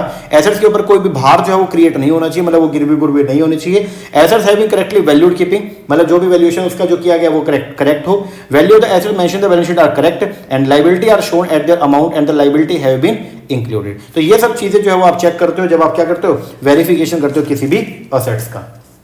ओके। अब ऑब्जेक्टिव क्या है वेरिफिकेशन का, तो वेरिफिकेशन क्यों करते हैं, तो बोलता है किसी भी एसेट्स की वेरिफिकेशन करते हैं सबसे पहला उसकी अर्थमेटिकल एक्यूरेसी को जांच करने के लिए, एसरटेन करने के लिए कि वो एक्चुअल में एग्जिस्ट करती है नहीं करती, ओनरशिप और टाइटल को देखने के लिए, knowledge of the fraud and irregularity को चेक करने के लिए, प्रॉपर वैल्यूएशन के लिए, true and fair view of the balance sheet जानने के लिए, real position of the assets and liability के लिए। तो इन सब चीजों के लिए हम लोग जो है वो क्या करते हैं, वेरिफिकेशन करते हैं। ओके जी। अब यहां पे आएगा जी आपका difference between the verification and valuation. Valuation क्या है, अब ये समझना एक बार। वैल्यूएशन, वेरिफिकेशन तो आपको मैंने बता दिया। वेरिफिकेशन में तो हम ये देखते हैं कि बैलेंस शीट के अंदर जो एसेट्स दे रखी है, ठीक है, क्या वो एक्चुअल में एग्जिस्ट कर रही है नहीं कर रही है, उसकी वैल्यूएशन भी कर देंगे, एग्जिस्टेंस भी चेक करेंगे, ऑब्लिगेशन भी देखेंगे और एक्यूरेसी की जांच करेंगे। ये सब काम तो होता है किसके अंदर, आपका वेरिफिकेशन में। और वैल्यूएशन एक्चुअल में पार्ट है किसका, वेरिफिकेशन का। वैल्यूएशन में क्या होता है, valuation involve a critical examine करना of the predetermined value of the asset by the auditor on the base of the accounting principle and convention. तो यहां पे बेसिकली हम लोग जो है वो वैल्यूज की जांच करते हैं ओनली, ठीक है ना।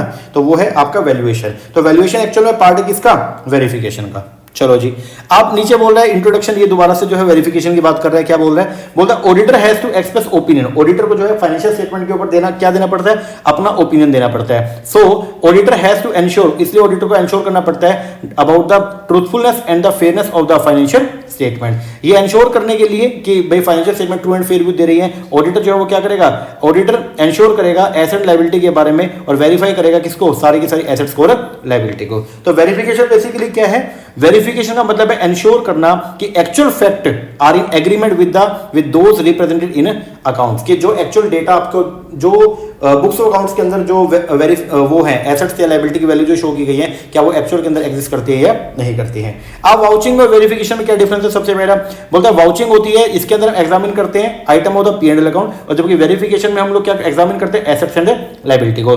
वाउचिंग यूजली की जाती है थ्रू आउट द ईयर, मतलब पूरे साल चलता है, लेकिन verification generally end of the year में चलता है। Vouching is done to verify करने के लिए completeness, accuracy and validity of the transaction, और वेरिफिकेशन की जाती है ये देखने के लिए कि क्या एसेट्स जो है वो एक्चुअल में एग्जिस्ट कर रही है नहीं कर रही है, ओनरशिप आपके पास है या नहीं है, पोजेशन आपके पास है या नहीं है, कंप्लीटनेस है या नहीं है, वैल्यूएशन है या नहीं है, and disclosure of the item related to the balance sheet. तो इन सब के लिए हम लोग जो है वो क्या करते हैं, वेरिफिकेशन।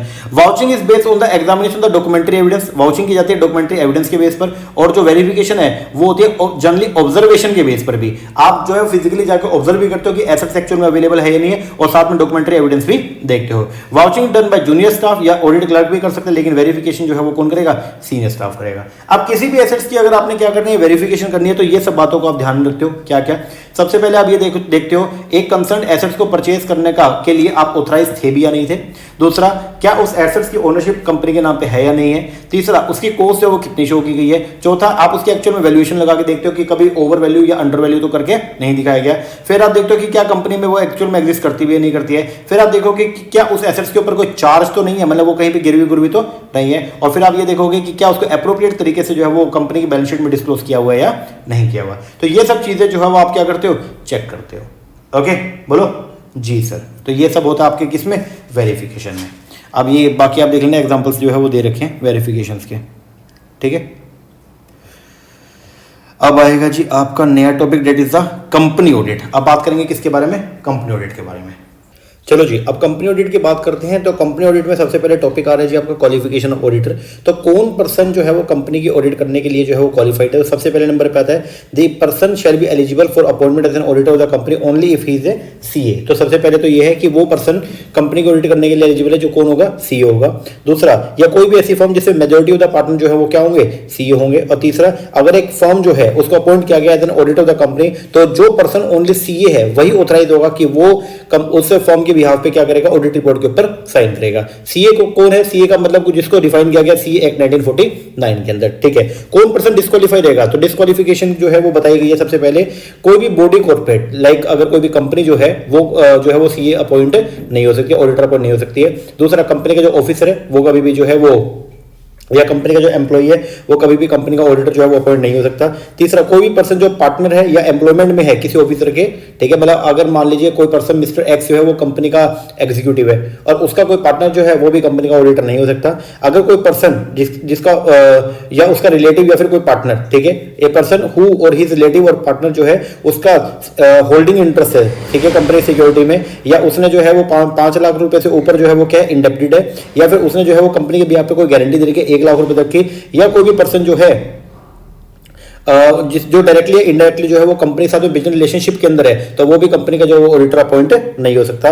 अगर कोई पर्सन जो है डायरेक्टर का रिलेटिव है, वो भी कंपनी का ऑडिटर अपॉइंट नहीं हो सकता। अगर कोई पर्सन जो है वो एक टाइम पे 20 कंपनी ऑडिट से ज्यादा, अगर मतलब 20 कंपनीज का ऑडिटर है, तो वो 21वीं कंपनी का जो है वो ऑडिटर अपॉइंट नहीं हो सकता। ठीक है, तो ये है। उसके बाद में फिर ये है कि सब्सिक्वेंट डिस्क्वालिफिकेशन क्या है। अगर मान लो आप अभी तो जो है वो क्या हो गए, आप ऑडिटर अपॉइंट हो गए, लेकिन बाद में अगर ये सेक्शन 141(3) वाले डिस्क्वालिफिकेशन अगर राइज होती है, तो आप बाद में जो है वो क्या हो जाएंगे, आपको डिस्क्वालीफाई माना जाएगा और आपको कंपनी का जो ऑडिटर का जो प्लेस है उसको वैकेट करना पड़ेगा, और फिर वहां पे क्या राइज होगा, कैजुअल वैकेंसी। तो ये बात ध्यान रखना। अगर मान लो सब्सिक्वेंट डिस्क्वालिफिकेशन होती है तो उसको बोला जाएगा कैजुअल वैकेंसी। तो बोल रहा है if an auditor after his appointment के बाद में, ठीक है, ऊपर वाली कोई भी डिस्क्वालिफिकेशन को अगर एक्सेप्ट कर लेता है या फिर ऊपर वाली कोई भी डिस्क्वालिफिकेशन के अंदर लाई करता है, तो उसको माना जाएगा कि वो ऑटोमेटिकली अपने ऑफिस को क्या करके वैकेट कर दी है। ठीक है, इसके बाद में है auditor not to render certain service. कुछ सर्विसेज दी गई है, ठीक है, ऑडिटर जो है वो सर्विस जो है वो कभी भी कंपनी को प्रोवाइड नहीं करेगा। तो ये सारी जो सर्विस है ना, इनको प्रोहिबिटेड सर्विस की कैटेगरी के अंदर जो है वो ये आ रही है। Like accounting and book keeping service, auditor ऐसा नहीं करेगा कि वो खुद ही पहले अकाउंट्स में और बाद में उनको वेरीफाई करे, तो ये सर्विस है वो ऑडिटर जो है प्रोवाइड नहीं करेगा। इंटरनल ऑडिट का सर्विस हो गया, फाइनेंशियल इंफॉर्मेशन सिस्टम को डिजाइन करने की सर्विस हो गया, एक्चुअल सर्विस हो गया, इन्वेस्टमेंट एडवाइजरी सर्विस हो गया, इन्वेस्टमेंट बैंकिंग सर्विस हो गया, rendering of the outsource financial service हो गया, मैनेजमेंट सर्विस हो गया, या any other kind of service as may be prescribe. तो ऑडिटर कभी भी ये वाली सर्विसेज जो है वो कभी भी प्रोवाइड नहीं करेगा। तो ये सब किस कैटेगरी में आ रही है, प्रोहिबिटेड। 1 ईयर का टाइम फ्रेम ये है कि अगर ऑडिटर पहले से ये सर्विस प्रोवाइड कर रहा है तो 1 साल का, जिस दिन ये सेक्शन 144 को जो है वो क्या किया गया था, बनाया गया था, तो उसके 1 साल के अंदर अंदर वो ये सर्विस देना जो है वो कंपनी को क्या कर देगा, बंद कर देगा। इसके बाद में फिर ये है, ना तो वो डायरेक्टली देगा और ना ही वो इनडायरेक्टली, मतलब ये है कि ऊपर वाली सर्विस को डायरेक्टली इनडायरेक्टली वो कभी भी प्रोवाइड नहीं करेगा। ठीक है जी। इसके बाद है रेम्युनरेशन ऑफ द ऑडिटर। अगर बात करें ऑडिटर के रेम्युनरेशन का, तो उसके बारे में जो है वो क्या बोला गया, देखो बोलता है रेम्युनरेशन जो है ऑडिटर का वो फिक्स किया जाएगा किसके द्वारा, मेंबर्स के द्वारा। जो कंपनी के मेंबर्स है, बेसिकली जो शेयर होल्डर्स हैं, तो वो ऑडिटर का रेम्युनरेशन जो है वो क्या करेंगे, फिक्स करेंगे। कहां पे, जनरल मीटिंग में। ठीक है, या मीटिंग के अंदर डिसाइड करेंगे एक तरीका जिस तरीके से ऑडिटर का रेम्युनरेशन क्या किया जाएगा, फिक्स किया जाएगा। रेम्युनरेशन जो है फर्स्ट ऑडिटर का वो कौन फिक्स करेगा, बोर्ड करेगा। रेम्युनरेशन के अंदर क्या कहेगा, जो भी फीस पे कर रहे हैं ऑडिटर को, प्लस में कोई भी खर्चा जो ऑडिटर ने ऑडिट करते हुए करा था, तो उसको हम रिम्बर्स भी करेंगे। ठीक है जी। हाउएवर, लेकिन remuneration does not include any amount for any other service जो रेंडर की गई है ऑडिटर के द्वारा at the request of company, वो रेम्युनरेशन का पार्ट नहीं होगा। फिर जो रेम्युनरेशन को जो अभी आप खर्चा पे कर रहे हो उसको कंपनी जो है वो क्या करेगी, P&L अकाउंट के अंदर डिस्क्लोज करेगी एज एन अदर एक्सपेंस के तौर पे। ठीक है जी।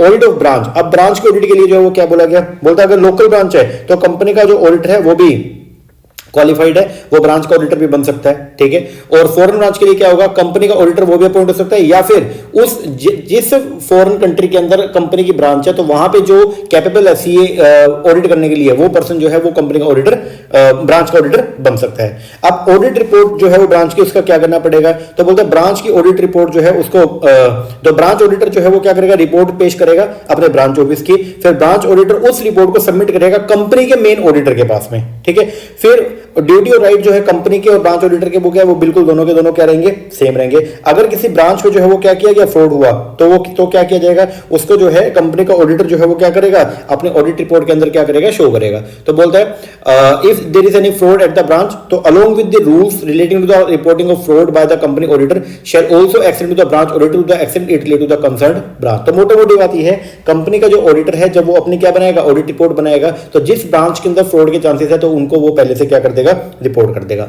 फिर बता रखा है ceiling on the number of company audit. तो कंपनी ऑडिट जो है एक पर्सन जो है वो कितनी कर सकता है, तो एक पर्सन जो है मैक्सिमम 20 कंपनी ऑडिट जो है वो ले सकता है, लेकिन इस 20 की लिमिट के अंदर जो है 1% कंपनी या गवर्नमेंट कंपनी या स्मॉल कंपनी या प्राइवेट लिमिटेड कंपनी जो है वो इसके अंदर इंक्लूड नहीं है। तो ये बात आप ध्यान रखना, ठीक है ना। ऐसी प्राइवेट लिमिटेड कंपनी जिसकी पेड कैपिटल जो है वो 100 करोड़ से कम है, तो ये कंपनी जो है वो इस 20 की लिमिट के अंदर नहीं आती है। तो ये 20 कंपनी के अलावा बाकी ये इन कंपनीज की आप कितनी भी ऑडिट कर सकते हो। ठीक है जी।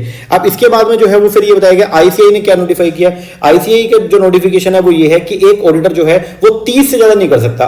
कोई भी ऑडिटर अगर वो एक टाइम पे जो है वो 30 ऑडिट असाइनमेंट ले रखी है, 30 से मोर, तो वो जो है वो गिल्टी माना जाएगा प्रोफेशनल मिसकंडक्ट का। तो ये बात ध्यान रखना। तो as per the company act जो है वो लिमिट कितनी है, 20, और as per the CA act जो है वो लिमिट कितनी है आपका, 30। ठीक है ना। फिर इसके बाद में बोल रहे हैं इन case of CA firm limit जो सीलिंग लिमिट है वो 30 ऑडिट पर पार्टनर है including the audit of the private company. इस बात पे थोड़ा ध्यान रखना। आप टैक्स ऑडिट कितनी कर सकते हो? तो टैक्स ऑडिट की जो लिमिट है सेक्शन 44 एडी में वो कितनी है? 60। तो एक सीए जो है वो एक साल के अंदर 60 कंपनीज की जो है या 60 अलग अलग एंटिटीज की टैक्स ऑडिट कर सकता है। ठीक है, अब नॉर्मल केस पहले बताओ। नॉर्मल केस में ये है कि 20 मैक्सिमम कंपनीज की ऑडिट एक साल के अंदर आप कर सकते हो। ठीक है, अब अगर बात करते हैं किसका, as per the CA ICI, as per the ICI 30 है। ठीक है, और टैक्स ऑडिट कितनी ले सकते हो? 60। तो ये बात थोड़ा सा ध्यान रखना।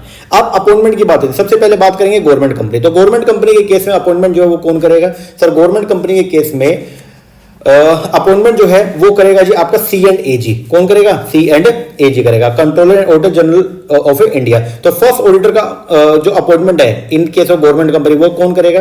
सर गवर्नमेंट कंपनी के केस में पहला ऑडिटर अपॉइंट करेगा सी एंड ए जी। कब करेगा? Within 60 days from the date of registration of the company. अगर मान लो सी एंड ए जी नहीं कर पाया तो जब ये 60 दिन पूरे हो जाएंगे तो उसके अगले 30 दिनों के अंदर कौन कर देगा? बोर्ड ऑफ डायरेक्टर कर देंगे। और इन केस अगर बोर्ड भी जो है वो ऑडिटर को अपॉइंट नहीं कर पाए तो फिर क्या होगा? बोर्ड जो है इस बारे में इन्फॉर्म करेंगे मेंबर को। मेंबर जो है वो ईजीएम बुलाएंगे। ईजीएम इज द एक ईजीएम जो है बुलाया जाएगा। ठीक है, तो एक्स्ट्राऑर्डिनरी जनरल मीटिंग बुलाया जाएगा और उसके अंदर जो है वो क्या किया जाएगा? ऑडिटर को अपॉइंट किया जाएगा। जो ऑडिटर अपॉइंट पहला जो ऑडिटर होगा वो कब तक रहेगा? तो पहले एजीएम तक जो है वो ऑफिस को क्या करेगा? होल्ड करेगा। ठीक है, गवर्नमेंट कंपनी के अलावा अदर कंपनी की बात करते हैं तो अदर कंपनी में पहला ऑडिटर कौन अपॉइंट करेगा? अदर कंपनी के अंदर पहला अपॉइंटमेंट कौन करेगा? बोर्ड ऑफ डायरेक्टर करेंगे। टाइम लिमिट क्या है? जिस दिन कंपनी का रजिस्ट्रेशन हो उसके 30 दिन में करेंगे। ठीक है, अगर मान लो बोर्ड जो है वो क्या हो गया? फेल हो गया, तो फिर क्या होगा? इन केस अगर बोर्ड जो है वो फेल हो गया तो बोर्ड इन्फॉर्म करेगा मेंबर्स को और बताएगा कि भाई हम ऑडिटर को अपॉइंट नहीं कर पाए। फिर मेंबर जो है वो ईजीएम बुलाएंगे और विद इन 90 डेज के अंदर ईजीएम को बुला करके और ईजीएम के अंदर जो है वो ऑडिटर को अपॉइंट किया जाएगा। पहला जो ऑडिटर है वो कितने दिनों तक जो है वो ऑफिस को होल्ड करेगा? पहली एजीएम तक करेगा। ठीक है, ओवरराइडिंग प्रोसीजर नॉर्मल, ये तो काम का नहीं है आपके। इसके बाद है appointment of auditor of the government company. तो पहले तो गवर्नमेंट कंपनी में क्या, कोई भी गवर्नमेंट कंपनी या कोई भी ऐसी कंपनी जो डायरेक्टली और इनडायरेक्टली कंट्रोल की जा रही है सेंट्रल गवर्नमेंट के द्वारा या सब स्टेट गवर्नमेंट के द्वारा या partly by central government partly by state government. तो मोटा मोटी यहां पे किसकी बात हो रही है? Government company. तो गवर्नमेंट कंपनी में पहला ऑडिटर तो हमने देख लिया अपॉइंटमेंट कौन करता था। अब आ रहा है सब्सिक्वेंट ऑडिटर की बात हो रही है कि पहले ऑडिटर के बाद में जो सब्सिक्वेंट ऑडिटर होगा वो कौन जो है उसको बेसिकली अपॉइंट करेगा। तो गवर्नमेंट कंपनी के केस में सब्सिक्वेंट ऑडिटर के लिए बोला गया अपॉइंटिंग जो है वो कौन होगा?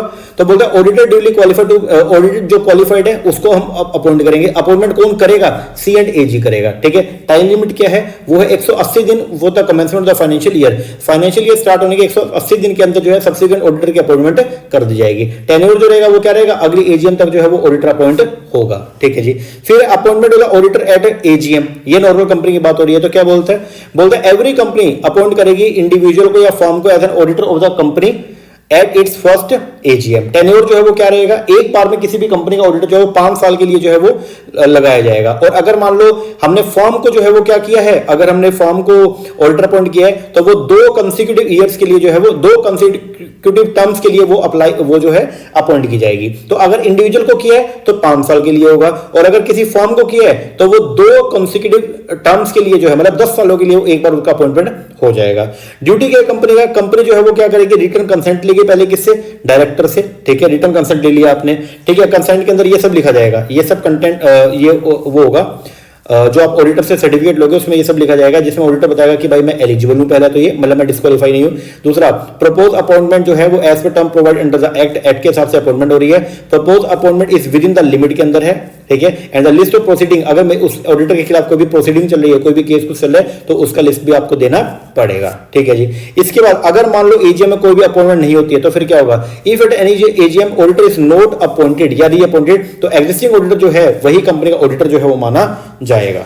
ठीक है जी, इसके बाद में है manner and procedure for selection appointment of the auditor. तो सबसे पहले situation A, when audit committee is required. अगर मान लो ऑडिट कमेटी, अब ना कुछ कंपनीज के लिए जो है कंपनी एक्ट में बोल दिया अगर आप ये क्राइटेरिया पूरा करते हो तो आपको ऑडिट कमेटी जो है वो बनानी पड़ेगी। वो किसके लिए बोला गया? इन कंपनीज के लिए।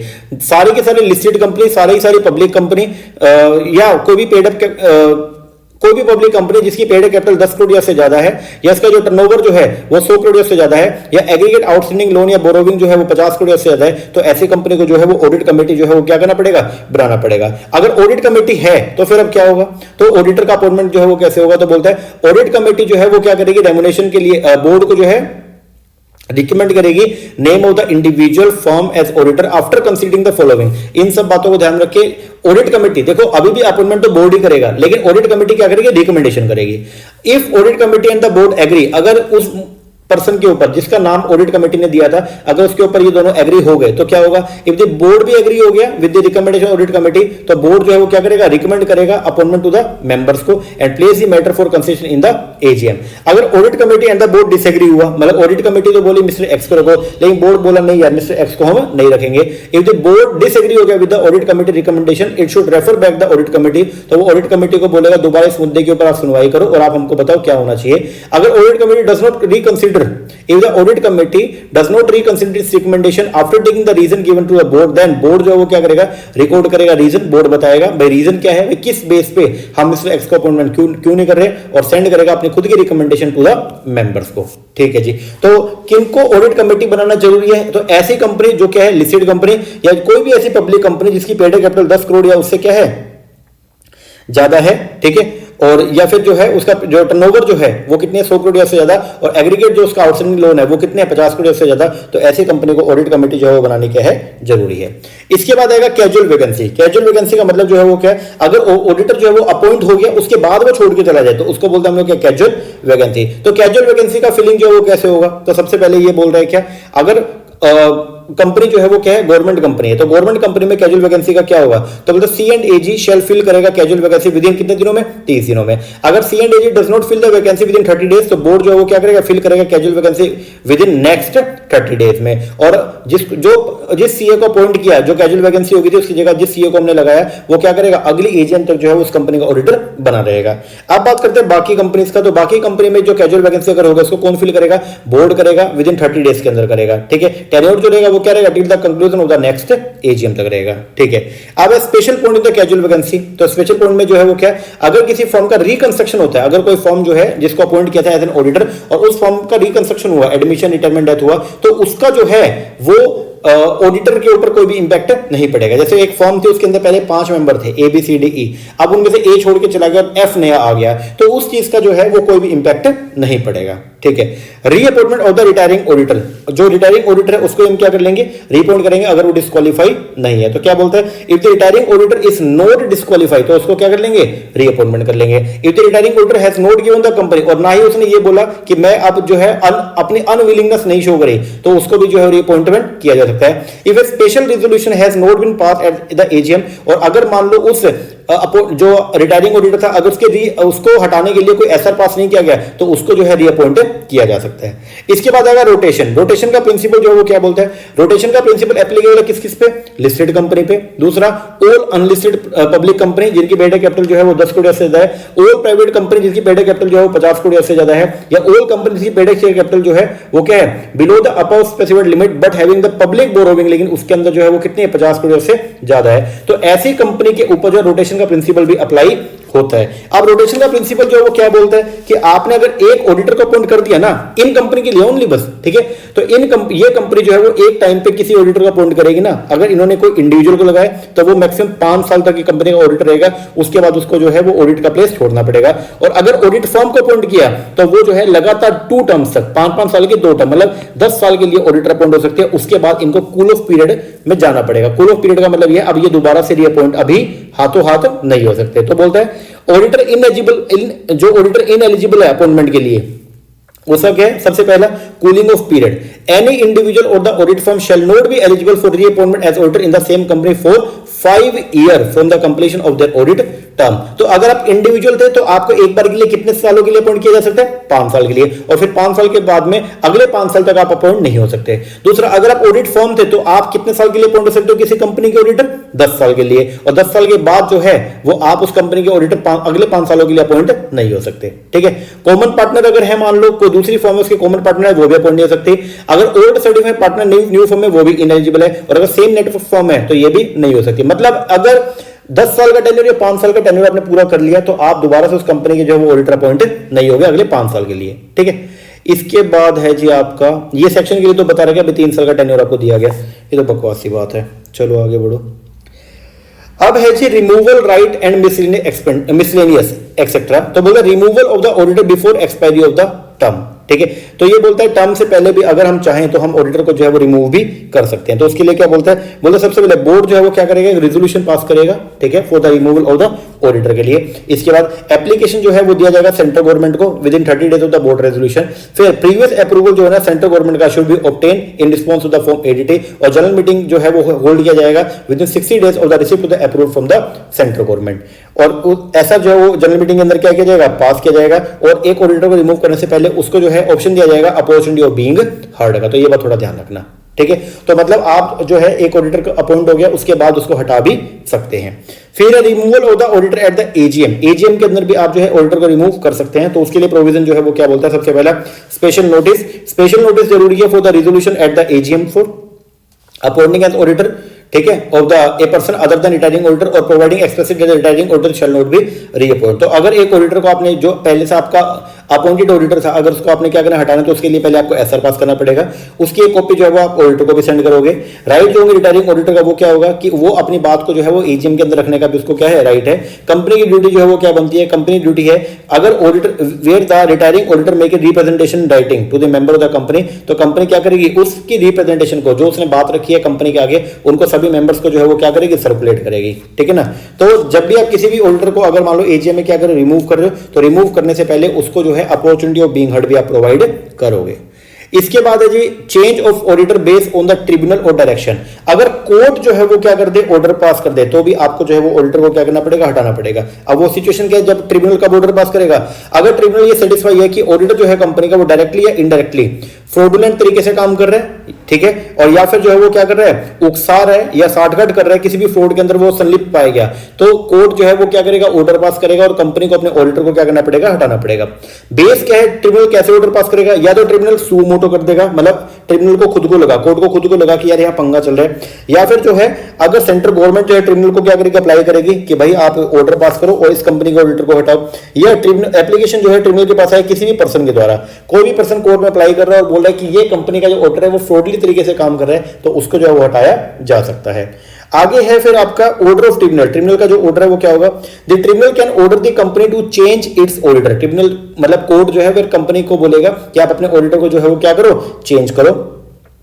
अगर एप्लीकेशन जो आई है सेंट्रल गवर्नमेंट ने अगर बोला था, सेंट्रल गवर्नमेंट ने कोर्ट को बोला कि भाई उस कंपनी का ऑडिटर को चेंज कराओ, तो फिर क्या होगा, तो ट्रिब्यूनल ऑर्डर देगा within 15 days of receipt of the application कि person shall not function as an auditor.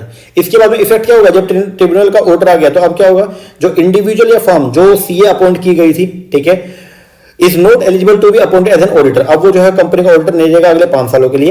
If the order is against any firm, अगर ऑर्डर है किसी फर्म के अगेंस्ट, तो फिर जो है वो क्या होगा, उस फर्म का कोई भी पार्टनर जो है who have acted in the fraudulent manner or abetted in the fraud, वो जो है उस कंपनी का ऑडिटर अब अपॉइंट नहीं हो सकता है। इसके बाद है जी रेजिग्नेशन। ऑडिटर जो है वो अगर खुद से चाहे तो भी वो रिजाइन करके जा सकता है। तो उसके लिए प्रोसीजर क्या है, ऑडिटर के पास में राइट है कि वो रिजाइन करके जा सकते हैं, ठीक है। जो रिजाइनिंग ऑडिटर जो होगा वो क्या करेगा, फॉर्म ADT 3 जो है वो क्या करेगा, फाइल करेगा within 30 days of the date of resignation, ठीक है। उसके बाद में वो जो फॉर्म जो ये करेगा वो एक तो कंपनी को देगा, एक ROC जो रजिस्टर ऑफ कंपनी है उसको देगा, और एक C&AG को भी थोपेगा अगर कंपनी जो है वो क्या है आपकी गवर्नमेंट कंपनी है। इसके बाद में कंटेंट वो डिटेल बताएगा, ठीक है, कि रीजन वो क्यों छोड़ के जा रहा है, ये सब बता देगा। और नॉन कंप्लायंस, अगर सीए ने ऐसा नहीं किया, बिना ये फॉर्म फिल करे, बिना इंटीमेशन के अगर वो कंपनी का ऑडिटर जो है वो ऑडिटरशिप का जो उसका पद था उसको वो छोड़ के चला गया, तो क्या होगा, मिनिमम फीस है वो कितनी है, 50,000 रुपए, और या फिर रेम्युनरेशन ऑफ द ऑडिटर, ठीक है। और अगर कंटिन्यू फेल रहा तो 500 रुपए पर डे के हिसाब से उसके ऊपर पेनल्टी भी लगती रहेगी। मैक्सिमम कितनी है, 5 लाख रुपए तक उसको पेनल्टी पे करनी पड़ेगी। इसके बाद है ऑडिटर के राइट। कंपनी का जो ऑडिटर उसके क्या क्या क्या राइट है, सबसे पहले है उसके पास राइट है किसका, वो कंपनी के बुक्स को या वाउचर्स को असेस कर सकता है, ठीक है, किसी भी टाइम पे। दूसरा राइट है to obtain the information and explanation, ठीक है जी। राइट है टू विजिट द ब्रांच, में विजिट भी कर सकता है, उनकी जो ब्रांच की जो बुक्स है उनको वेरीफाई भी कर सकता है। उसके पास राइट है रेम्युनरेशन रिसीव करने का। राइट है to have the qualification except or read out the general meeting, जो भी उसने अगर मान लो ऑडिट रिपोर्ट जो है वो उसने क्वालिफाइड दी है, मतलब तो उसके पास राइट है कि वो उसको जो है वो शो भी उसकी अपनी बात को जनरल मीटिंग के अंदर बोलने का भी राइट है। फिर राइट है to receive the notice and to attend the general meeting. तो ये सब जो है ऑडिटर के पास में क्या है जी, राइट है। ड्यूटी क्या बनती है ऑडिटर की, सबसे पहला इंक्वायरी इनटू स्पेसिफाइड एरिया, मतलब कंपनी ने जो लोन दिया वो सिक्योर है या नहीं है, तो इन सब मुद्दों के ऊपर जो है वो क्या करेगा, इंक्वायरी करेगा। दूसरा reporting as true and fair view, auditor जो है वो क्या करेगा, ऑडिटर की ड्यूटी है कि वो ऑडिट करने के बाद में जो ऑडिट रिपोर्ट बनाएगा उसके ऊपर अपना क्या देगा, व्यू देगा, ठीक है। इसके बाद में फिर जो है वो क्या आ रहा है जी, रिपोर्टिंग रिक्वायरमेंट्स है, ठीक है। ऑडिट रिपोर्ट में ये सब बातें बताएगा कि क्या मैंने क्या क्या काम किया, मतलब जो भी इंफॉर्मेशन जो है उसने बताई है उनके बारे में सारी एक्सप्लेनेशन देगा, ठीक है। फिर बताएगा रीजन फॉर नेगेटिव क्वालिफिकेशन, अगर उसने जो है वो अपनी ऑडिट रिपोर्ट के अंदर ये बोल दिया कि कंपनी के जो स्टेटमेंट्स हैं वो ट्रू एंड फेयर व्यू नहीं दे रहे, तो क्यों नहीं दे रहे, उस किस बेस पर उसने जो अपना ओपिनियन जो है वो क्वालिफाइड ओपिनियन दिया, तो वो उसको बताना पड़ेगा, ठीक है। इसके बाद है duty with respect to audit the government company, अगर गवर्नमेंट कंपनी की बात आ रही है, ठीक है, तो उस केस में जो है ऑडिटर की एक्स्ट्रा ड्यूटी और बनती है, वो क्या क्या, सबसे पहला direction by the C&AG, auditor को जो है वो क्या करना पड़ेगा, C&AG ने जो भी डायरेक्शन इशू करी है उनको जो है फॉलो करना पड़ेगा, उसके हिसाब से ऑडिट रिपोर्ट जो है जारी करना पड़ेगा। ऑडिट रिपोर्ट जो होगी वो क्या होगी, ऑडिट रिपोर्ट जो है वो बनाई जाएगी और in the direction issue by the C&AG action taken thereon, मतलब वो बताएगा कि जो जो डायरेक्शन कंपनी ने जो C&AG ने इशू किया था वो उसने उसको फॉलो किया, उनके बेस पर क्या एक्शन लिया और उनका जो है फाइनेंशियल स्टेटमेंट पे क्या इंपैक्ट पड़ रहा है। फिर सप्लीमेंट्री ऑडिट जो है वो की जाएगी 60 दिनों के अंदर, with in 60 days from the receipt of the above audit report. C&AG जो है वो क्या उसके पास में राइट है कि वो सप्लीमेंट्री ऑडिट भी करवा सकता है। फिर कमेंट ऑफ द C&AG, जो भी C&AG ने जो है वो कमेंट किया है ऑडिट रिपोर्ट के ऊपर उसको जो है वो AGM के अंदर क्या किया जाएगा, पढ़ा जाएगा। The comment of the supplementary given by the C&AG on the audit report shall send to the company, और उसके बाद टेस्ट ऑडिट भी करवा के देखा जा सकता है, बस ये नॉर्मल सा ध्यान रखना। फिर है compliance with the accounting standard, जब भी ऑडिटर जो है वो क्या करेगा, ऑडिट रिपोर्ट देगा तो वो पहले क्या करेगा, वो चेक करेगा कि क्या अकाउंट ऑडिटिंग मतलब ऑडिट रिपोर्ट को जारी करते हुए वो ऑडिटिंग के जो स्टैंडर्ड्स है एससी जिनको बोलते हैं उनको भी वो क्या करेगा, फॉलो करेगा, ठीक है। फिर निफ्रा में NAFRA national financial reporting authority के अंतर्गत अगर कोई एडिशनल मैटर उसने शो करना है तो वो भी करेगा, ठीक है। मैनेजरियल रेम्युनरेशन के ऊपर स्पेशल जो है वो क्या करेगा, स्टेटमेंट जो है वो भी जारी करेगा, ये तो नॉर्मल सी बात है। इसके बाद है रिपोर्टिंग ऑफ द फ्रॉड। अब रिपोर्टिंग ऑफ फ्रॉड जो है वो क्या है, अब इसकी बात करते हैं। पहले बोलते अगर कंपनी का ऑडिटर जो है वो जब अपनी ड्यूटीज को परफॉर्म कर रहा था और उसके पास में कोई भी एक ऐसा रीजन आया जिसको वो लग रहा है कि भाई कंपनी के अंदर क्या हो रहा है, फ्रॉड हो रहा है, कंपनी का कोई भी ऑफिसर या फिर कंपनी का कोई भी एम्प्लॉय क्या कर रहा है, फ्रॉड कर रहा है, तो वो क्या करेगा, उस फ्रॉड को रिपोर्ट करेगा। किसको रिपोर्ट करेगा, सेंट्रल गवर्नमेंट को बताएगा और दूसरा ऑडिट कमेटी को भी बताएगा, ठीक है। इसके बाद में जो है वो क्या, अगर मान लो फ्रॉड जो इन्वॉल्व है वो 1 करोड़ या से ज्यादा का है तो सेंट्रल गवर्नमेंट को बताएगा, और अगर 1 करोड़ से कम का है तो फिर ऑडिट कमेटी को बताएगा। अब ऑडिटर की ड्यूटीज के ऊपर क्या बनती है, पहला तो ये कि वो क्या करेगा, रिपोर्ट करेगा टू द बोर्ड को या ऑडिट कमेटी को, ठीक है। और जब भी जैसे उसको पता चला उसके 2 दिन के अंदर अंदर जो है वो क्या कर देगा, बता देगा, ठीक है। तो इमीडिएटली बताएगा, नॉट लेस देन 2 डेज, ठीक है जी। उसके बाद reply to the central government, committee या बोर्ड को जो है वो रिपोर्ट मिलने पर जो है 15 दिन के अंदर अंदर क्या करना पड़ेगा, जो सेंट्रल गवर्नमेंट है उसको बताना पड़ेगा, ठीक है। उसके बाद रिपोर्ट रिक्वायरमेंट जो है वो क्या है, रिपोर्ट किसको देगा, रिपोर्ट देगा जी वो secretary ministry of corporate affair, इसको जो अपनी रिपोर्ट पेश करेगा भाई जो मतलब इस कंपनी में ये रिपोर्ट उसके फ्रॉड के चांसेस है।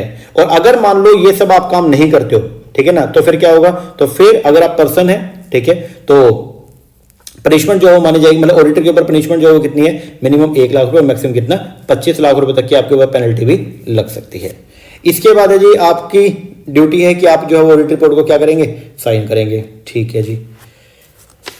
अब आगे बढ़ते हैं। अब यहाँ पे था पनिशमेंट ऑफ फ्रॉड, ये तो लिमिट है, आप थोड़ा देख लेना। फिर रिकॉग्निशन ऑफ ऑडिटर इंडिपेंडेंस, मतलब ये बोलता है कि ऑडिटर इंडिपेंडेंट होकर जो है वो काम करेगा। तो सबसे पहले तो वो डिस्क्वालीफाई नहीं होना चाहिए, जो हमने अभी पढ़ा था। अगर वो डिस्क्वालीफाई नहीं है तो इसका मतलब वो इंडिपेंडेंट है। दूसरा, अपॉइंटमेंट जो है वो उसका शेयर होल्डर के द्वारा किया हुआ हो, अगर शेयर होल्डर उसको अपॉइंट करेंगे तो इंडिपेंडेंट तरीके से काम करेगा। तीसरा, removal of the auditor, auditor जो है जब भी उसको रिमूव करेंगे तो वो क्या हो, जनरल मीटिंग में उसको रिमूव करें और वो इंडिपेंडेंट तरीके से अपनी जो है अपनी बात जो है जनरल मीटिंग के अंदर बोल भी सके, ठीक है। और कंपनी जब भी उसको रिमूव करेगी तो पहले SR को क्या करेगी, पास करेगी। तो इन मुद्दों में बोल सकते हैं हम लोग कि ऑडिटर जो है वो इंडिपेंडेंट होकर हमेशा क्या करता है, काम करेगा। तो अगर ये तीनों चीजें हैं तो हम बोलेंगे ऑडिटर इंडिपेंडेंट है, और अगर ये तीनों चीजें अगेंस्ट में है तो ऑडिटर इंडिपेंडेंट नहीं है, ठीक है जी सर। इसके बाद आएगा accounts of company. Accounts of company की बात करते हैं तो सबसे पहले बुक्स ऑफ अकाउंट्स। तो हर कंपनी जो है वो इन बुक्स ऑफ अकाउंट्स को जो है वो क्या करेगी, फॉलो करेगी। पहला कंपनी क्या करेगी, item to be kept books of accounts हो गया, other element books and paper हो गया, financial statement for the financial year, ठीक है जी। दूसरा बेसिक कंडीशन क्या, बुक्स ऑफ अकाउंट्स जो ट्रू एंड फेयर रिव्यू देते हो। दूसरा बुक्स ऑफ अकाउंट्स जो है वो एक्सप्लेन करेंगे transaction affected eight registered office and branches, books of accounts accrual basis पे बनाए जाएंगे और डबल एंट्री सिस्टम के ऊपर बेस्ड होंगे। आगे कहां पे रखे जाएंगे जो बुक्स ऑफ अकाउंट्स है, तो books of accounts registered office में रखे जाएंगे और या किसी भी अदर प्लेस पे रखे जा सकते हैं इन इंडिया में, ठीक है, जहां पे बोर्ड डिसाइड करेगा। ब्रांच के बुक जो होंगे वो क्या होंगे, अगर लोकल ब्रांचेस हैं तो प्रॉपर बुक्स ऑफ अकाउंट्स जो है वो ब्रांच के ऊपर जो है वो क्या किया जाएगा, हर ब्रांच जो भी ब्रांच है उस ब्रांच के ऊपर जो है उस कंसर्न ब्रांच के बुक्स ऑफ अकाउंट्स को मेंटेन किया जाएगा और उसकी समराइज जो रिटर्न है वो पीरियडिकली जो है वो रजिस्टर्ड ऑफिस में भेजी जाएगी, ठीक है जी। और अगर जो है वो क्या है आपका फॉरेन ब्रांच है, आउटसाइड इंडिया है, तो क्या होगा उसकी जो समराइज जो रिटर्न वो है रिटर्न जो है वो क्वार्टरली इंटरवल पे जो है वो क्या किया जाएगा, वो बुक्स ऑफ अकाउंट्स को जो है वो हेड ऑफिस में भेजा जाएगा। फिर ई फॉर्म के लिए जो है वो क्या है, तो सेम फ्रेमवर्क में होंगे, ठीक है, मतलब ये है कि जो बुक्स अकाउंट्स है वो उसी तरीके से आपको मेंटेन करना पड़ेगा जैसे आप जो है उसको फिजिकल फॉर्म के अंदर करते थे, ठीक है जी। पीरियड कितने दिनों के लिए आपको जो है मेंटेन करना है, तो books account along with the voucher shall be kept for every company for 8 preceding financial, पिछले 8 सालों का जो बुक्स अकाउंट्स है वो आप अपने पास में क्या करेंगे, मेंटेन करेंगे। अगर कंपनी जो है उसको बने हुए 8 साल हुए नहीं है तो जितने साल भी उसको बने हुए उतने साल का वो जो है बुक्स अकाउंट्स अपने पास क्या करेगी, मेंटेन करेगी। और अगर इन्वेस्टिगेशन चल रहा है तो सेंट्रल गवर्नमेंट उसके ऊपर जो है वो इन्वेस्टिगेशन जारी कर सकते हैं और बोल सकते हैं कि आप लॉन्गर पीरियड के लिए भी बुक्स अकाउंट्स को मेंटेन करेंगे। फिर inspection of the books of accounts, तो बोलता है इंस्पेक्शन कौन करेगा, कोई भी डायरेक्टर जो है वो कर सकता है। कहां पे करेगा, रजिस्टर्ड ऑफिस पे करेगा, टाइम ड्यूरिंग बिजनेस आवर करेगा। Inspection of books of account special provision बता रखे हैं कि जब भी अगर कोई भी पर्सन जो है वो बुक्स ऑफ अकाउंट्स को जो है वो इंस्पेक्ट करना चाहता है तो पहले डायरेक्टर की क्या लेनी पड़ेगी, अप्रूवल की जरूरत है। नॉन कंप्लायंस, ये जो ऊपर वाले जो आपको बुक्स ऑफ अकाउंट्स को मेंटेन करने से अगर आपने नहीं किया तो पनिशमेंट जो है वो कितनी है, 1 साल तक की इंप्रिजनमेंट हो सकती है। फाइन जो है मिनिमम कितना 50,000 रुपए और मैक्सिमम कितना 5 लाख रुपए या फिर दोनों। इसके बाद है फाइनेंशियल स्टेटमेंट के बारे में बताया गया। फाइनेंशियल स्टेटमेंट कैसे होंगे, तो फाइनेंशियल स्टेटमेंट के अंदर ये सब आएगा, एक तो आएगा बैलेंस शीट, एक आएगा प्रॉफिट एंड लॉस अकाउंट, एक आएगा कैश फ्लो स्टेटमेंट, एक आएगा स्टेटमेंट ऑफ चेंज इक्विटी और एक आएगा एक्सप्लेनेटरी नोट। तो ये सब आप जो है मेंटेन करेंगे। फिर आएगा जी बेसिक रिक्वायरमेंट क्या है एज टू फाइनेंशियल स्टेटमेंट, तो बोलते हैं फाइनेंशियल स्टेटमेंट ऐसा हो जो ट्रू एंड फेयर व्यू देता हो। दूसरा अकाउंटिंग स्टैंडर्ड्स को जो है वो आप क्या करेंगे, फॉलो करेंगे। तीसरा जो फाइनेंशियल स्टेटमेंट्स है वो शेड्यूल 3 के हिसाब से होना चाहिए, ठीक है जी। इसके बाद above basic requirement not applicable, जो ऊपर वाली रिक्वायरमेंट है वो इन कंपनी के ऊपर एप्लीकेबल नहीं है, जैसे इंश्योरेंस कंपनी हो गया, बैंकिंग कंपनी हो गया या कोई भी इलेक्ट्रिसिटी जनरेशन का काम करिए वो कंपनी हो गया, तो ऐसी कंपनी के लिए स्पेशल एक्ट जो है वो बनाया गया, तो ये उनके हिसाब से जो है वो काम करती है, ठीक है जी। इसके बाद है जी आपका transition provision with respect to accounting standard, तो बोलता है जब तक नया स्टैंडर्ड नहीं आया, ठीक है, तो आप ओल्ड स्टैंडर्ड को जो है वो क्या करते रहेंगे, फॉलो करते रहेंगे। अगर कंपनी ने जो है वो अकाउंटिंग स्टैंडर्ड को अप्लाई नहीं किया तो कंपनी बताएगी, डेविएशन बताएगी कि हमने क्यों अप्लाई नहीं किया या फिर हमने क्यों उसको डेविएट किया, रीजन बताएंगे। और उस अकाउंटिंग स्टैंडर्ड को फॉलो ना करने के पीछे आपके फाइनेंशियल स्टेटमेंट के ऊपर उसका क्या फाइनेंशियल इफेक्ट है वो आपको शो करना पड़ेगा। जो भी आपके फाइनेंशियल स्टेटमेंट होंगे उनको आप क्या करोगे, प्रेजेंट करोगे कहां पे, एजीएम में। At every AGM board of director जो है वो क्या करेंगे, फाइनेंशियल स्टेटमेंट्स को प्रेजेंट करेंगे। कंसोलिडेटेड फाइनेंशियल स्टेटमेंट क्या होते हैं, अगर मान लो आपकी कंपनी की जो है वो कई सारी सब्सिडरी कंपनीज भी हैं तो आप क्या करेंगे, उन फाइनेंशियल एंड होने पर हर सब्सिडरी कंपनी अपना अलग से बुक्स अकाउंट्स तो बनाएगी और जो होल्डिंग कंपनी है वो भी अपना अलग से बुक्स अकाउंट मेंटेन करेगी। और फिर होल्डिंग कंपनी क्या करेगी, एक अलग से सप्लीमेंट्री स्टेटमेंट और जारी करेगी जिसको बोलते हैं कंसोलिडेटेड फाइनेंशियल स्टेटमेंट, ठीक है। ये थोड़ा देख लेना। और वो मैनर क्या रहेगा, जैसे आप नॉर्मल बुक्स अकाउंट्स प्रिपेयर करो उसी तरीके से कंसोलिडेटेड फाइनेंशियल स्टेटमेंट भी आप जो है वो क्या करोगे, प्रिपेयर करोगे। इसके बाद में है पावर ऑफ द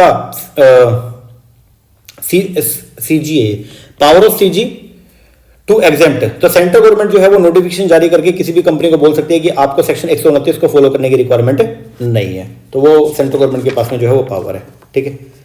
लो जी, ठीक है। इसके बाद फिर ये है नॉन कंप्लायंस। अगर मान लीजिए कभी ऐसा हो गया, अब ध्यान देना, नॉन कंप्लायंस ऑफ सेक्शन 129 के अंदर क्या है कि जो पर्सन कवर थे, एमडी हो गया, होल्टन डायरेक्टर हो गया या इंचार्ज ऑफ फाइनेंस हो गया या चीफ फाइनेंशियल ऑफिसर हो गया, ठीक है, या कोई भी ऐसा पर्सन जो ऑथराइज बाय द बोर्ड कि वो कंप्लाई करेगा। अगर उसने ऐसा नहीं किया तो फिर पनिशमेंट जो है वो क्या, इंप्रिजनमेंट 1 साल तक, फाइन जो है वो मिनिमम होगा 50,000 रुपए, मैक्सिमम कितना 5 लाख या फिर दोनों। तो ये सब आपके ऊपर जो है वो पेनल्टी प्रोविजन भी एप्लीकेबल हो जाएंगे अगर आप प्रॉपर बुक्स अकाउंट्स को मेंटेन नहीं करोगे। इसके बाद का टॉपिक जो है वो है जी आपका ऑडिट रिपोर्ट का। अब यहां पे आ जाओ एक बार। ऑडिट रिपोर्ट के अंदर ऑडिटर जो है सबसे पहले क्या करता है, ऑडिटर जो है वो ऑडिट करेगा। ऑडिट का मतलब क्या है, एग्जामिनेशन करेगा किसका, फाइनेंशियल स्टेटमेंट का। फाइनेंशियल स्टेटमेंट में क्या क्या आएगा, पी&एल अकाउंट आएगा और बैलेंस शीट। पी&एल अकाउंट के आइटम को चेक करने के लिए वो क्या करेगा, वाउचिंग। बैलेंस शीट के आइटम को चेक करने के लिए क्या करेगा, वेरिफिकेशन। तो ऑडिटर ने जब एग्जामिनेशन कर लिया, एग्जामिनेशन करने के बाद में फिर वो क्या देगा, अपना ओपिनियन। ओपिनियन कहां पे देगा, ऑडिट रिपोर्ट में। ओपिनियन के अंदर बेसिकली वो ये बताएगा कि क्या फाइनेंशियल स्टेटमेंट जो है वो true and fair view provide कर रहे हैं या नहीं कर रहे, ठीक है। अब ऑडिट रिपोर्ट जो है वो कैसी होगी, कंपनी का जो ऑडिटर जब ऑडिट रिपोर्ट पेश करेगा तो ऑडिट रिपोर्ट दो तरीके से, या तो होगी अनक्वालिफाइड या फिर अनमोडिफाइड। इसको बोलते हैं इसको डील करेगा स्टैंडर्ड ऑफ ऑडिट 700, ऐसे 700 इसको डील करेगा। अनक्वालिफाइड रिपोर्ट का मतलब ये है कि कंपनी ने जो भी फाइनेंशियल स्टेटमेंट दिए हैं वो ट्रू एंड फेयर व्यू जो है वो प्रोवाइड कर रहे हैं, इसका मतलब कोई भी घपला नहीं है। और जहां पे ऑडिटर को लगे कुछ घपला है तो ऑडिटर जो है वो ऑडिट रिपोर्ट कैसे देगा, ऐसे 705 के हिसाब से, जिसको बोलते हैं हम लोग क्या, मॉडिफाइड ओपिनियन। और मॉडिफाइड ओपिनियन के अंदर जो है वो 3 तरह का आएगा, या तो आएगा क्वालिफाइड, या आएगा एडवर्स, या फिर क्या आएगा, डिस्क्लेमर। तो ये आपको मैंने लिखवा दिया था, देख लेना एक बार। अब एक एक करके जो है वो इसको पढ़ते हैं। सबसे पहले एक तो ये बात ध्यान रखना, अगर अनक्वालिफाइड या अनमोडिफाइड ओपिनियन आप दे रहे हो, मतलब सब कुछ बढ़िया है, तो आप उसको डील करेगा ऐसे 700, और अगर कुछ पंगा है तो डील करेगा ऐसे 705, ठीक है। तो अगर आप क्वालिफाइड ओपिनियन दे रहे हो ऐसे 705 के हिसाब से होगा, अगर आप अनक्वालिफाइड ओपिनियन दे रहे हो मतलब सब कुछ बढ़िया है तो ऐसे 700 उसको डील करेगा, ठीक है। अब यहां पे आ जाओ जी आप, ये आ गया ऑडिट रिपोर्ट। ऑडिट रिपोर्ट में क्या क्या आएगा, एक तो सबसे पहले टाइटल होगा, लिखा जाएगा भी ये क्या है, this is the independent audit report है। फिर एड्रेस ही, मतलब किसके लिए, किसको ये ऑडिट रिपोर्ट जो है वो शो की जाएगी, तो ये बता दिया जाएगा। इसके बाद में ऑडिटर अपना ओपिनियन देगा। ऑडिटर ओपिनियन देने के बाद में फिर ऑडिटर उसके ऊपर बेस ही बताएगा भाई मैं अपना ओपिनियन जो है वो क्यों दे रहा हूं ऐसा।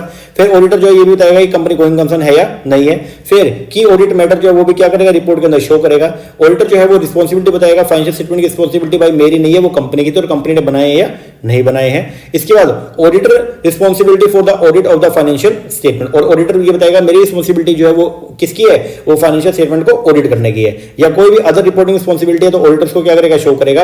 लास्ट में साइन करेगा, प्लेस ऑफ सिग्नेचर लिखेगा और डेट लिख देगा। तो ये इस तरीके से आपकी ऑडिट रिपोर्ट जो है वो बनाई जाएगी। यहां तक ओके क्या, बोलो जी सर। चलो अब आगे, इसके बाद में है जी आपका ये देखो ऐसे 705 किसको डील करता है सर, ऐसे 705 जो है वो डील करता है अगर हम मॉडिफाई कर रहे हैं, मतलब ओपिनियन जो है वो हमारा क्वालिफाइड है, मॉडिफाइड है। मतलब ये है कि अगर हम अपना ओपिनियन जो है वो कैसे दे रहे हैं, मॉडिफाइड ओपिनियन है तो उसको डील करेगा ऐसे 705, और अगर अनमॉडिफाइड ओपिनियन है, अनक्वालिफाइड है, तो डील करेगा ऐसे 700। अब इसको पढ़ने के लिए वो एक चार्ट जो है वो दे रखा है, उसके ऊपर आओ एक बार, यहां जाओ,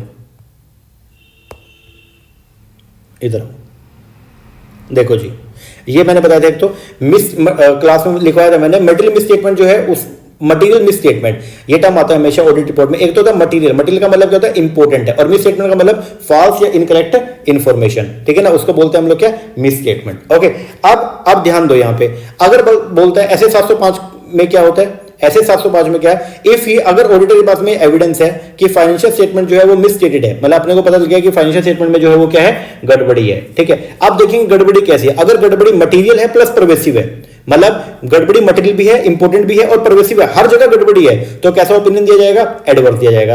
अगर गड़बड़ी मटेरियल है लेकिन परवेसिव नहीं है, मतलब कुछ ही जो आइटम्स है उनमें गड़बड़ी है, बाकी सारी जो स्टेटमेंट्स है वो सही है, तो फिर कैसा ओपिनियन दिया जाएगा, क्वालिफाइड। ओके, अब अगर मान लो ऑडिटर जो है वो डेटा ही इकट्ठा नहीं कर पाया, ऑडिटर अनेबल हो गया to obtain sufficient and appropriate evidence, तो उस केस में क्या होगा, मतलब एविडेंस ही कलेक्ट नहीं कर पाया, तो ऑडिटर वहां पे जो अपना ओपिनियन देगा वो कैसा होगा, अगर गड़बड़ी मटेरियल प्लस परवेसिव है तो डिस्क्लेमर देगा, और अगर मटेरियल लेकिन परवेसिव नहीं है तो वहां पे कौन सा ओपिनियन देगा, क्वालिफाइड। एक बात ध्यान रखना, अगर एविडेंस कभी भी आप कलेक्ट ना कर पाओ तो हमेशा कैसा आप दोगे, जो आपका जो ओपिनियन होगा वो कैसा होगा, वो डिस्क्लेमर होगा, ठीक है ना। तो मॉडिफाइड ओपिनियन 3 तरीके का होता है, एक है क्वालिफाइड, एक है एडवर्स और एक कौन सा, डिस्क्लेमर। तो ये बात को जो आप थोड़ा सा ध्यान रखना।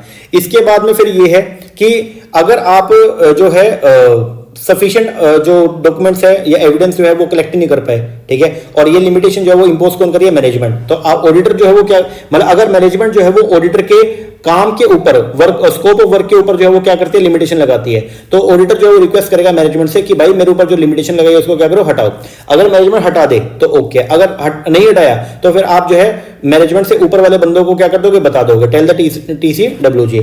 अगर स्टिल अनेबल, उन्होंने वो भी कुछ नहीं कर पाए, तो आप चेक करो कि भाई जो गड़बड़ी है वो कैसी है, मटेरियल लेकिन नोट परवेसिव है तो क्वालिफाइड ओपिनियन दोगे, मटेरियल भी है परवेसिव भी है तो फिर या तो आप रिजाइन कर दो और या फिर आप डिस्क्लेमर ओपिनियन दे सकते हो। तो ये बात ध्यान रखना। तो ऑडिट का ओपिनियन जो है वो कितने तरीके का है, 2 तरीके का, या तो अनमोडिफाइड या मॉडिफाइड, ठीक है।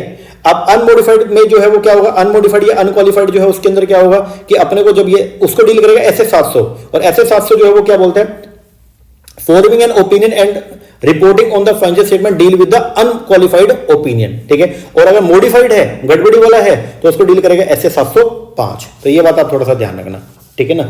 मटेरियल प्राइवेसी वाली कहानी आपको मैंने सारी समझा दी है, तो इसको अब आप देख लेना। इसके बाद एक था ऑडिट रिक्वायरमेंट आपका कारो का, ये आप पढ़ लेना एक बार, मैंने सारा करवा दिया था भाई। कारो जो है ये किसके ऊपर एप्लीकेबल है, पहली बात तो ये। तो जो भी कंपनीज है उनके ऊपर कारो के प्रोविजन जो है वो क्या होंगे, एप्लीकेबल है। तो कोई भी company, all company including foreign company, जिसको डिफाइन किया गया अंडर सेक्शन 242 में, उनके ऊपर भी जो है कारो क्या होगा, एप्लीकेबल होगा। कारो का फुल फॉर्म जो है क्या, कंपनी ऑडिटर रिपोर्ट ऑर्डर। आप नॉर्मल ऑडिट रिपोर्ट तो देना पड़ेगा, और आपको जो ऑडिटर है वो कारो की जो रिपोर्ट है वो भी अलग से जो है वो क्या करेगा, इशू करेगा, ठीक है। अब किस कंपनी के ऊपर कारो एप्लीकेबल नहीं है, एक तो बैंकिंग कंपनी, इंश्योरेंस कंपनी, या कोई भी ऐसी कंपनी जो लाइसेंस है टू ऑपरेट अंडर सेक्शन 8, मतलब एनपीओ वाली कंपनी, 1 पर्सन कंपनी, या प्राइवेट लिमिटेड कंपनी जो सेटिस्फाई करती है सारी रिक्वायरमेंट्स को। प्राइवेट कंपनी कोई भी जो क्या कर रही है, शुड नॉट ए सब्सिडरी, वो किसी भी पब्लिक कंपनी की जो है वो सब्सिडरी कंपनी नहीं है। दूसरा, जिसकी पेड कैपिटल या रिजर्व सरप्लस जो है वो 1 करोड़ से क्या है, कम है या उसके बराबर है, और जिसकी टोटल बोरोइंग 1 करोड़ या उससे क्या है, कम है, और जिसका टोटल रेवेन्यू 10 करोड़ या उससे क्या है, कम है। तो ऐसी कंपनी के ऊपर भी जो है कारो के प्रोविजन एप्लीकेबल नहीं है। तो बोलते कारो 2016 जो है shall not apply to auditor report on the consolidated financial statement.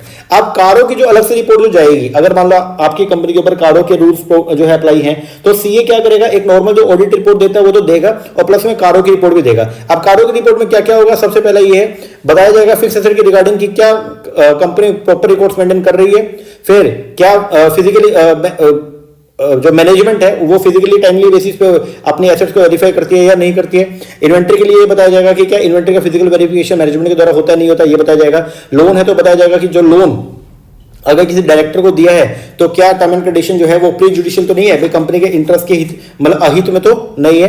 फिर क्या सेक्शन 185 और 186 को जो है फॉलो किया गया नहीं किया गया। अगर कंपनी ने पब्लिक से जो है वो क्या लिया, डिपॉजिट ली है, तो उसके बारे में बताना पड़ेगा।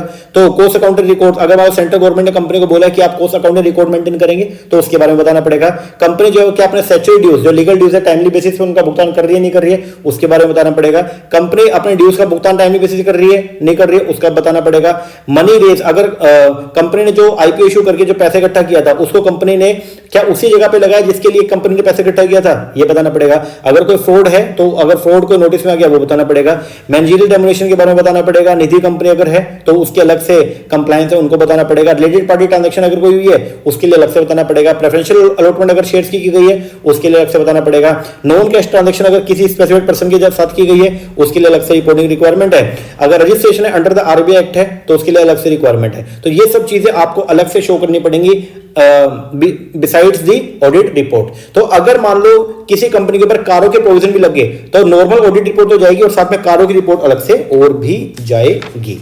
चलो जी, इसके बाद आता है जो आपका कोस्ट ऑडिट। कोस्ट ऑडिट की अगर हम बात करते हैं तो इसके बारे में क्या बोला गया, तो हर कंपनी जो है अगर सेंट्रल गवर्नमेंट बोल दे, ठीक है, तो उस कंपनी को जो है वो कोस्ट ऑडिट जो है वो करवानी पड़ेगी। अब इसके अंदर जो है वो क्या बोलते हैं, वो कंपनी सबसे पहले क्या करेगी, कोस्ट रिकॉर्ड को क्या करेगी, मेंटेन करेगी। ठीक है, तो क्या बोलते हैं देखो, जिस सेंट्रल गवर्नमेंट जो है वो ऑर्डर पास करेगी किसके लिए, for maintenance of the cost record. ठीक है, अब कोस्ट अकाउंट या कोस्ट रिकॉर्ड जो है उसमें क्या क्या होगा, उसमें बताया जाएगा कि कंपनी ने जो है वो कितना मटेरियल जो है वो क्या किया, यूटिलाइज किया, या एनी अदर आइटम एज में भी प्रिस्क्राइब। जो ऑर्डर जो पास किया जाएगा उसमें बताया जाएगा कि भाई कितना प्रोडक्शन किया गया है, ठीक है, कितनी सर्विसेज जो है वो क्या की गई, प्रोवाइड की गई है। तो हर कंपनी अगर सेंट्रल गवर्नमेंट जो है वो क्या करते हैं, ऑर्डर पास कर दे, तो हर कंपनी जो है ये सब कोस्ट रिकॉर्ड जो है वो क्या करेगी, मेंटेन करेगी। और कोस्ट रिकॉर्ड जो कंपनी ने मेंटेन किया, अब उसके बाद में वो उनकी क्या करवाएगी, ऑडिट भी करवाएगी कि क्या कंपनी ने कोस्ट रिकॉर्ड्स को जो है प्रॉपर्ली मेंटेन किया या नहीं किया। तो कंपनी के द्वारा कोस्ट रिकॉर्ड प्रॉपर्ली मेंटेन किए जा रहे हैं नहीं किए जा रहे, उनकी जो ऑडिट करवाएंगे उसको बोलते हैं कोस्ट ऑडिट। ठीक है,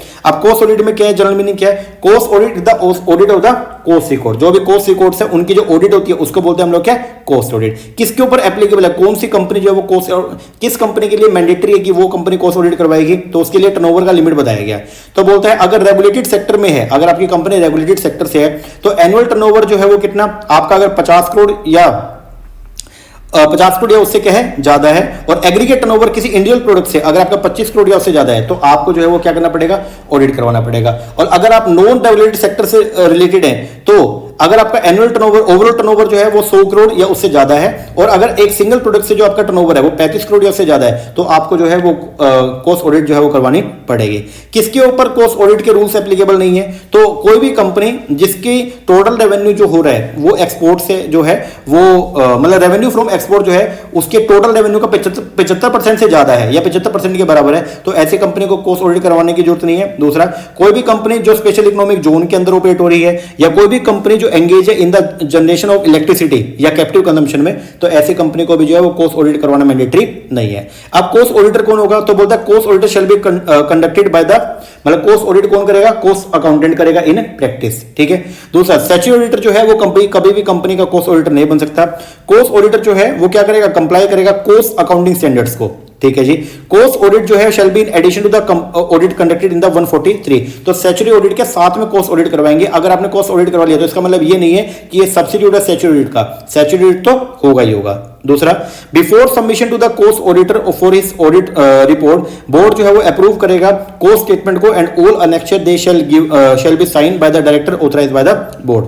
appointment of the cost auditor, तो बोलता है the appointment shall be made with, cost auditor को कब आप अपॉइंट करोगे? तो बोलता है जिस दिन कंपनी का फाइनेंशियल ईयर स्टार्ट हो गया उसके 180 दिन के अंदर कंपनी जो है वो क्या करेगी? कॉस्ट ऑडिटर को अपॉइंट कर देगी, ठीक है।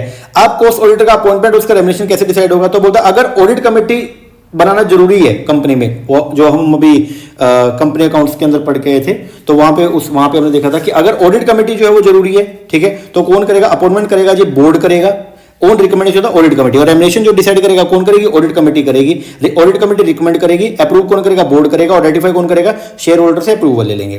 अगर ऑडिट कमेटी बनाना जरूरी नहीं था तो कॉस्ट ऑडिटर की अपॉइंटमेंट कौन करेगा? बोर्ड करेगा ऑन इट्स ओन। रेम्युनरेशन कौन फिक्स करेगा? बोर्ड करेगा, और उसकी अप्रूवल वो ले लेगा किससे? शेयर होल्डर से। Before appointment is made by the company, written consent ले लेंगे हम एक बार किससे? कॉस्ट ऑडिटर से, और वो सर्टिफाई करेगा कि भाई मैं एलिजिबल हूं और मैं जो है वो सेक्शन 141 की जो क्राइटेरिया उसको मैं क्या करता हूं? फुलफिल करता हूं। फिर removal, resignation etcetera of the cost auditor removal, तो उसके लिए बोल रहा है कि कॉस्ट ऑडिटर को जो है रिमूव किया जा सकता है before the expiry of his term through a board. तो बोर्ड जो है रेजोल्यूशन पास करेगा, कॉस्ट ऑडिटर को हटा भी सकता है, लेकिन जब आप उसको हटाएंगे तो उसको एक अपॉर्चुनिटी ऑफ बीइंग हट देंगे। And recording the reason for the removal in writing, और जो किस बेस पर आप उसको हटा रहे हो उसके रीजन आपको जो है वो राइटिंग के अंदर क्या करना पड़ेगा? शो करना पड़ेगा, ठीक है। फिर है जी आपका रेजिग्नेशन, कॉस्ट ऑडिटर जो है वो रिजाइन करके भी जा सकता है, किससे?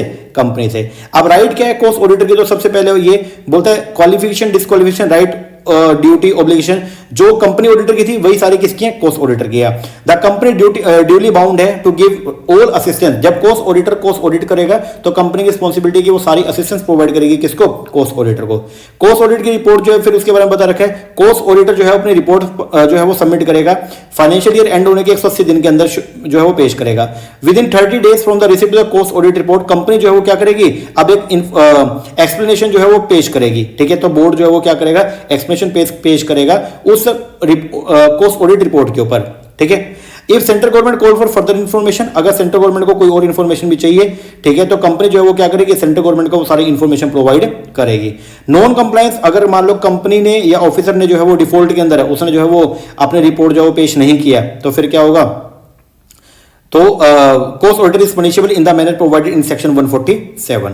फिर कॉस्ट ऑडिट रिपोर्ट के अंदर क्या बताया जाएगा? बोलता है cost audit report cover the following aspect, उसमें बताया जाएगा कि कॉस्ट ऑडिटर बताएगा कि मैंने ऑब्टेन कर लिया इंफॉर्मेशन एक्सप्लेनेशन, मैंने जो है वो क्या कर लिया? Maintenance of the proper, company ने proper cost audit cost records को मेंटेन किया है, adequacy of the return receive from the branches, books and records giving the information required by the company, adequacy of the system of internal audit for the cost record, and true and fair view of the cost of production, cost of sale, margin and other information related to the cost goods and service. तो ये सब चीजें जो है वो disclose की जाएंगी किसके अंदर? कॉस्ट ऑडिट रिपोर्ट में, ठीक है जी। इसके बाद आएगा जी अगला मैनेजमेंट ऑडिट। मैनेजमेंट ऑडिट के अंदर बेसिकली हम लोग जो है वो क्या करते हैं? हम मैनेजमेंट की ऑडिट करेंगे। हम ये देखेंगे कि मैनेजमेंट जो है वो काम करते हुए जिन रूल्स रेगुलेशंस को फॉलो कर रही है, मैनेजमेंट के जो फंक्शंस है क्या वो प्रॉपर्ली वर्क कर रहे हैं या नहीं कर रहे हैं। तो मैनेजमेंट के फंक्शन, मैनेजमेंट की एफिशिएंसी, मैनेजमेंट की जो अचीवमेंट है उसकी हम लोग जो है वो क्या करने वाले हैं? यहाँ पे ऑडिट करने वाले हैं, ठीक है। तो उसको बोलते हैं मैनेजमेंट ऑडिट। ये कोई जो है वो रेगुलेटरी रिक्वायरमेंट नहीं है, ठीक है ना। जैसे अगर हम बात करते हैं नॉर्मल कंपनी ऑडिट का, तो वो तो जरूरी है, वो तो अपने को जो है वो नॉर्मल कंपनी ऑडिट तो करवानी पड़ती है, लेकिन मैनेजमेंट ऑडिट जो है वो करवाना हर कंपनी के लिए, किसी कंपनी के लिए मैंडेटरी नहीं है। चलो, मैनेजमेंट ऑडिट क्या है? मैनेजमेंट ऑडिट एक मेथड है जिसमें हम क्या करेंगे, इंडिपेंडेंट और सिस्टमैटिक इवैल्यूएशन करेंगे मैनेजमेंट एक्टिविटी को at all the level of management, ascertain करने के लिए function, efficiency, achievement of the management as compare to the standard set by the company. तो कंपनी ने जो स्टैंडर्ड सेट किए थे उसके हिसाब से जो है वो कंपनी फंक्शन परफॉर्म कर रही है, नहीं कर रही है, कंपनी एफिशिएंट तरीके से काम कर रही है, और कंपनी ने जो स्टैंडर्ड सेट किए थे क्या उनको अचीव कर रही है या नहीं कर रही है। ठीक है जी।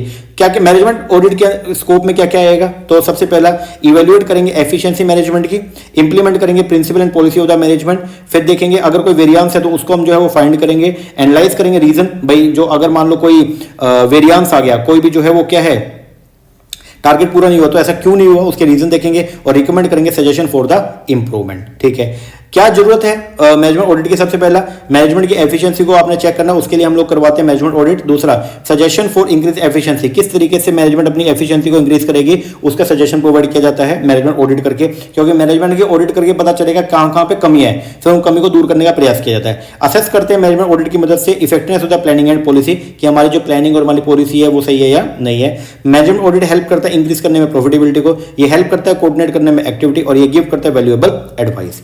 क्या क्या फायदा है मैनेजमेंट ऑडिट का? सबसे पहला मैनेजमेंट ऑडिट इवैल्यूएट करती है एफिशिएंसी ऑफ द मैनेजमेंट को। ठीक है। मैनेजमेंट ऑडिट जो है वो स्क्रूटनी करती है, जांच करती है प्लान, पॉलिसी एंड प्रोसीजर को। ये हेल्प करती है for the correction of the plan, अगर मान लो कोई कमियां निकल के आई हैं तो हम जो है वो करेक्ट भी कर लेंगे अपने प्लान, पॉलिसी, प्रोसीजर को। ये सहायता करती है डिसीजन मेकिंग में, ये हेल्प आपको मदद करती है टू गेट द लोन, ये हेल्प करती है टू गेट द सब्सिडी, ये हेल्प करती है टू इंक्रीज द प्रॉफिटेबिलिटी।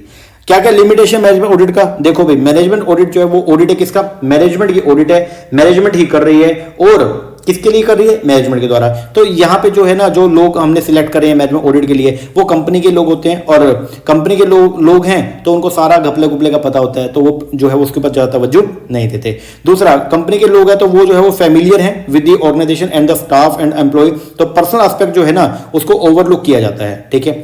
आगे, they are more likely to take the, वो फैक्ट्स को फॉर ग्रांटेड ले लेते हैं। ठीक है। और वो डेप्थ के अंदर इन्वेस्टिगेशन नहीं करते। टाइम एंड कॉस्ट का भी कंसर्न रहता है, क्योंकि वो और जगह भी एंगेज होते हैं, तो वो उनको जब मैनेजमेंट ऑडिट का काम दिया जाएगा तो वो उसको फॉर ग्रांटेड लेके काम करते हैं। एंड मैनेजमेंट ऑडिट टीम जो है सिलेक्ट की जाती है मैनेजमेंट के द्वारा, मे नोट लुक एक्ट और work as a team, conflicting interest से वो जनरेट होते रहता है, इसलिए ये सब पंगा है मैनेजमेंट ऑडिट में। इसके बाद एक एनर्जी ऑडिट। एनर्जी ऑडिट के अंदर हम क्या करते हैं? एनर्जी ऑडिट में हम लोग जो है वो डिसाइड करते हैं, ठीक है, यहाँ पे हम लोग जो है वो आइडेंटिफाई करते हैं एनर्जी सेविंग अपॉर्चुनिटी। तो कंपनी का एक मेजर खर्चा जो है वो होता है एनर्जी का, ठीक है। तो कंपनी यहाँ पे बेसिकली जो है वो क्या करती है, आइडेंटिफाई करती है कि किस तरीके से वो अपनी एनर्जी को जो है वो सेव कर सकते हैं। तो एनर्जी ऑडिटिंग को डिफाइन करेंगे एज एन एक्टिविटी जो सर्व करेगा the purpose of assessing energy use pattern of A factory और एनर्जी कंज्यूमिंग इक्विपमेंट। मतलब यहाँ पे हम असेस करेंगे कि जो एनर्जी कंज्यूमिंग इक्विपमेंट है वो कितना एनर्जी खा रहे हैं, और आइडेंटिफाई करेंगे एनर्जी सेविंग अपॉर्चुनिटी को कि क्या हम एनर्जी को सेव कर सकते हैं या नहीं कर सकते हैं, ठीक है। अब डेफिनेशन यहाँ पे दे रखा है एनर्जी मैनेजमेंट। एनर्जी ऑडिट जो है वो क्या होती है, तो बोलते हैं यहाँ पे the judicious and effective use of energy to maximise the profit and enhance the competitive position. ये है आपका क्या ऑब्जेक्टिव किसका, एनर्जी मैनेजमेंट का, ठीक है जी। अब जो आप एनर्जी मैनेजमेंट करते हो उसका मेन पर्पस दो है। पहला, हम यहाँ से जो है एनर्जी को उसको मिनिमम करना चाहते हैं, या जो भी वेस्टेज हो रही है एनर्जी की उसको मिनिमम करना चाहते हैं, और जो उसका एनर्जी का एनवायरमेंट के ऊपर जो बैड इंपैक्ट पड़ता है उसको हम मिनिमम करना चाहते हैं, ठीक है जी। एनर्जी ऑडिट की टाइप एंड मेथोलॉजी के बारे में यहाँ पे बता रखा है। सबसे पहले एक मिनट को, हाँ ये 3 फेज है। पहले इसको इस पे आओ एक बार। फंक्शन क्या है, एनर्जी ऑडिटर क्या क्या करेगा। एनर्जी ऑडिटर सबसे पहले क्वांटिफाई करेगा एनर्जी कॉस्ट को, फिर वो कोरिलेट करेगा trend of production and activity to the energy cost. भाई प्रोडक्शन अगर बढ़ रहा है तो उसका एनर्जी कॉस्ट के ऊपर क्या इंपैक्ट पड़ रहा है। फिर वो डिवाइस करेगा एनर्जी डेटाबेस फॉर्मेट को, एडवाइस एंड चेक करेगा compliances of the organization for policy and regulation aspect को, हाईलाइट करेगा ऐसे area that need attention for the detail investigation, conduct करेगा preliminary and detail energy audit. उसके अंदर वो डेटा कलेक्शन करेगा, मेजरमेंट करेगा, mass and the energy balances को चेक करेगा, रिव्यू करेगा एनर्जी प्रोक्योरमेंट प्रैक्टिसेस को, आइडेंटिफिकेशन करेगा एनर्जी एफिशिएंसी प्रोजेक्ट को, एस्टैब्लिश करेगा action plan including the energy saving target, staff requirement, implementation, time requirement, procurement issue detail and the cost estimate. तो ये सब काम करेगा। अब एनर्जी ऑडिट जब हम करेंगे तो उसके 3 फेज है। सबसे पहले है प्रीलिमिनरी।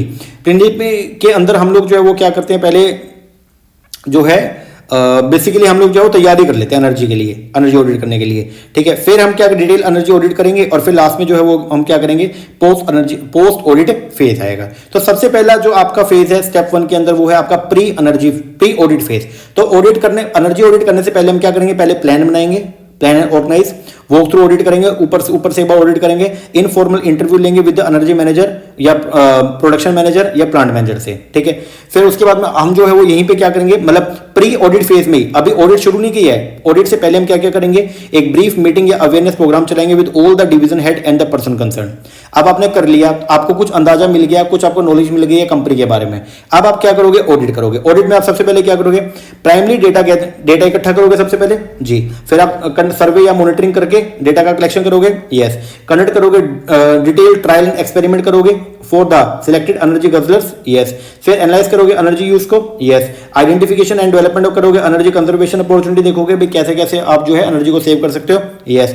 कॉस्ट बेनिफिट एनालिसिस करोगे, यस। फिर रिपोर्टिंग एंड रिप्रेजेंटेशन दोगे किसको, टॉप मैनेजमेंट को, उनको बताओगे भाई ये खर्चा आपका हो रहा है एनर्जी के ऊपर और इस तरीके से आप इसको सेव कर सकते हो। फिर आएगा फेज नंबर 3, इसको बोलते हैं पोस्ट ऑडिट फेज। इसमें ये बताएंगे कि जो भी आपने रिकमेंडेशन दिया था मैनेजमेंट को, क्या उनको इंप्लीमेंट किया गया या नहीं किया गया, तो आप उनका क्या लोगे, फॉलो अप लोगे, ओके। ये 10 स्टेप होते हैं आगे। फिर आएगा एक है आपका एनवायरमेंटल ऑडिट। एनवायरमेंटल ऑडिट के अंदर बेसिकली हम लोग यहाँ पे चेक करते हैं कि कंपनी के द्वारा जो एक्टिविटी परफॉर्म की जाती है उनका कंपनी के एनवायरमेंट के ऊपर क्या इंपैक्ट पड़ रहा है। ध्यान देना, कंपनी के द्वारा जो एक्टिविटीज परफॉर्म की जा रही है उनका कंपनी के एनवायरमेंट के ऊपर क्या इंपैक्ट पड़ रहा है, उसके लिए जो है वो की जाएगी क्या, एनवायरमेंटल ऑडिट। बात समझ में आएगा जी। अब एनवायरमेंटल ऑडिट करने के लिए जो है वो हम लोग क्या क्या करेंगे, आओ देखते हैं। एनवायरमेंटल ऑडिट के लिए जो है वो, अच्छा एनवायरमेंटल ऑडिट है एक तो, और एक है एनवायरमेंटल इंपैक्ट असेसमेंट। ये क्या है, कोई भी जो प्रोजेक्ट हम लेते हैं ना, तो किसी भी प्रोजेक्ट को लेने से पहले हम लोग जो है वो EIA करते हैं, एनवायरमेंटल इंपैक्ट असेसमेंट, कि अगर वो प्रोजेक्ट को हम ले लेंगे, कोई एक्टिविटी हम परफॉर्म करेंगे, तो उसका उस प्रोजेक्ट का जो है उसका एनवायरमेंट के ऊपर क्या इंपैक्ट पड़ेगा, उसको बोलते हैं एनवायरमेंटल इंपैक्ट असेसमेंट। ये बात थोड़ा ध्यान रखना, ठीक है। अब एनवायरमेंटल ऑडिट के अंदर क्या होगा, सबसे पहले आप लोग जो है वो क्या करोगे, वेरीफाई करोगे परफॉर्मेंस अगेंस्ट दी स्टैंडर्ड, आप देखोगे। फिर विच एनवायरमेंटल इशू कवर, कौन से एनवायरमेंटल इशू को कवर किया जाएगा, only issue for which standard exist, ऐसे इशू जिसके लिए पहले से स्टैंडर्ड को एग्जिस्ट किया गया, सिर्फ उन्हीं इशूज को जो है वो कवर किया जाएगा। How often they required, तो जो एनवायरमेंटल ऑडिट है वो रेगुलरली होगी and a pre plan cycle basis के ऊपर की जाएगी। What are the geographic boundary, क्या होगी, तो usually well defined geographical boundary जो है पहले से बता दिया जाएगा और उसी ज्योग्राफिकल बाउंड्री के अंदर आप एनवायरमेंटल ऑडिट करोगे, ठीक है जी। आप फाइनेंशियल ऑडिट और एनवायरमेंटल ऑडिट में डिफरेंस बता रहे हैं, लेकिन आप डायरेक्टली इसको पढ़ो।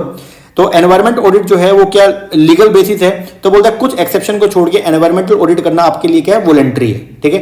कुछ कंपनीज को बोला गया कि वो कंपनी तो एनवायरमेंटल ऑडिट करेंगे, लेकिन बाकी सबके लिए क्या है, वॉलंटरी है। दूसरा फ्रीक्वेंसी जो है वो क्या है, तो बोलता है मैनेजमेंट डिसाइड करेगी, whenever the organisation decide to perform one, तो उसके हिसाब से वो अपने हिसाब से जो है मैनेजमेंट एनवायरमेंटल ऑडिट वो करवा लेंगे। हु डज इट, कौन करेगा, एक्सटर्नल बंदा भी कर सकता है या इंटरनल स्टाफ का बंदा भी कर सकता है। मेथोडोलॉजी, किस मेथोडोलॉजी को यूज करेगा, तो वो हर ऑडिटर टू ऑडिटर जो वो क्या करेगी, वेरी करेगी।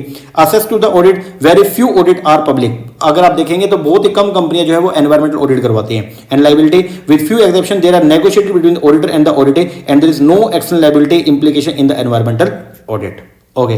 फिर एनवायरमेंटल रिपोर्टिंग, रिपोर्टिंग क्या है, तो रिपोर्टिंग का मतलब है बेसिकली एनवायरमेंटली रिलेटेड डेटा को जो है वो पब्लिकली क्या करना, डिस्क्लोज करना, उसको बोलते हैं एनवायरमेंटल रिपोर्टिंग, ठीक है।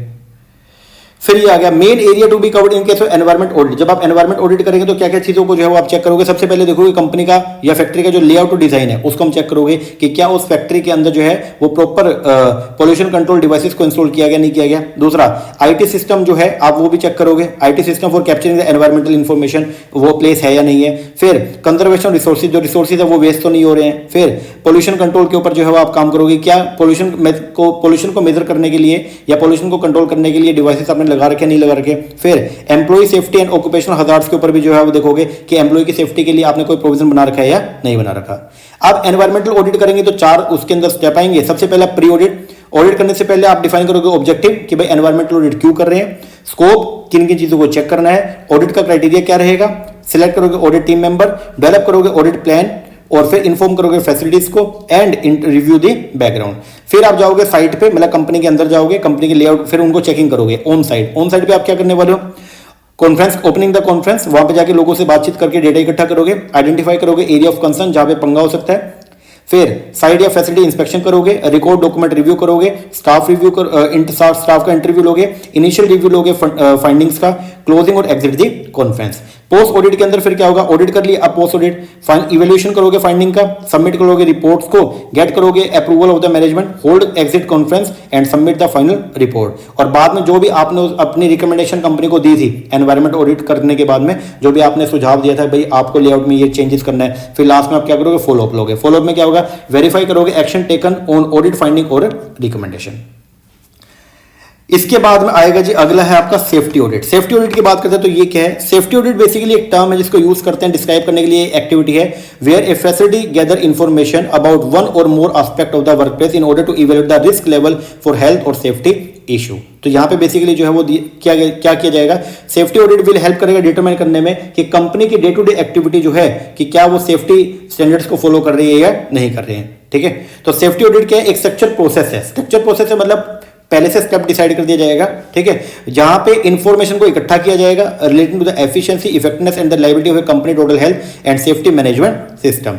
सेफ्टी ऑडिट जो है वो आपको जो है वो सेफ्टी ऑडिट करने के पीछे दो ऑब्जेक्टिव है। पहला तो ये they are routinely conducting audit to determine करने के लिए कि क्या कंपनी ने जो है वो सेफ्टी लेजिस्लेशन अगर कंपनी के ऊपर लगते हैं तो क्या उन रूल्स एंड रेगुलेशन को कंपनी ने फॉलो किया नहीं किया, उसके लिए हम करते हैं सेफ्टी ऑडिट। और दूसरा इसको हम ये देखते हैं कि जो सेफ्टी प्रोग्राम में अगर कोई वीकनेस है जिससे कंपनी के एम्प्लॉइज के ऊपर उनको कोई नुकसान हो सकता है या कंपनी में सेफ्टी मेजर्स में अगर कोई नुकसान हो सकता है तो उसको हम क्या करते हैं, आइडेंटिफाई करते हैं वीक एरिया को। इसके लिए हम करवाते हैं क्या, सेफ्टी ऑडिट। तो ये बात थोड़ा ध्यान रखना। इसके बाद why are safety audit done, क्यों की जाती है, कई बार तो लेजिस्लेशन रिक्वायरमेंट होती है, मतलब लॉ बोल देता है कि आपको करना पड़ेगा, या कई बार सेफ्टी कंसर्न होता है एम्प्लॉइज को ध्यान में रखते हुए या वर्क प्लेस को ध्यान में रखते हुए हम सेफ्टी ऑडिट करवाते हैं। या कई बार इंजरी हो जाती है, मान लो कोई पर्सन जो है इंजर्ड हो गया, उसके बाद अपने को लगता है हाँ यार आज ये इंजर्ड हो गया कल को कोई और भी हो सकता है तो हम सेफ्टी ऑडिट करवा लेंगे। या बॉटम लाइन अपनी गुडविल को बढ़ाने के लिए, या सेफ्टी कल्चर अगर आप अपनी कंपनी में जो है वो मेंटेन करना चाहते हो तो भी हम लोग जो है वो सेफ्टी ऑडिट करवा लेते हैं।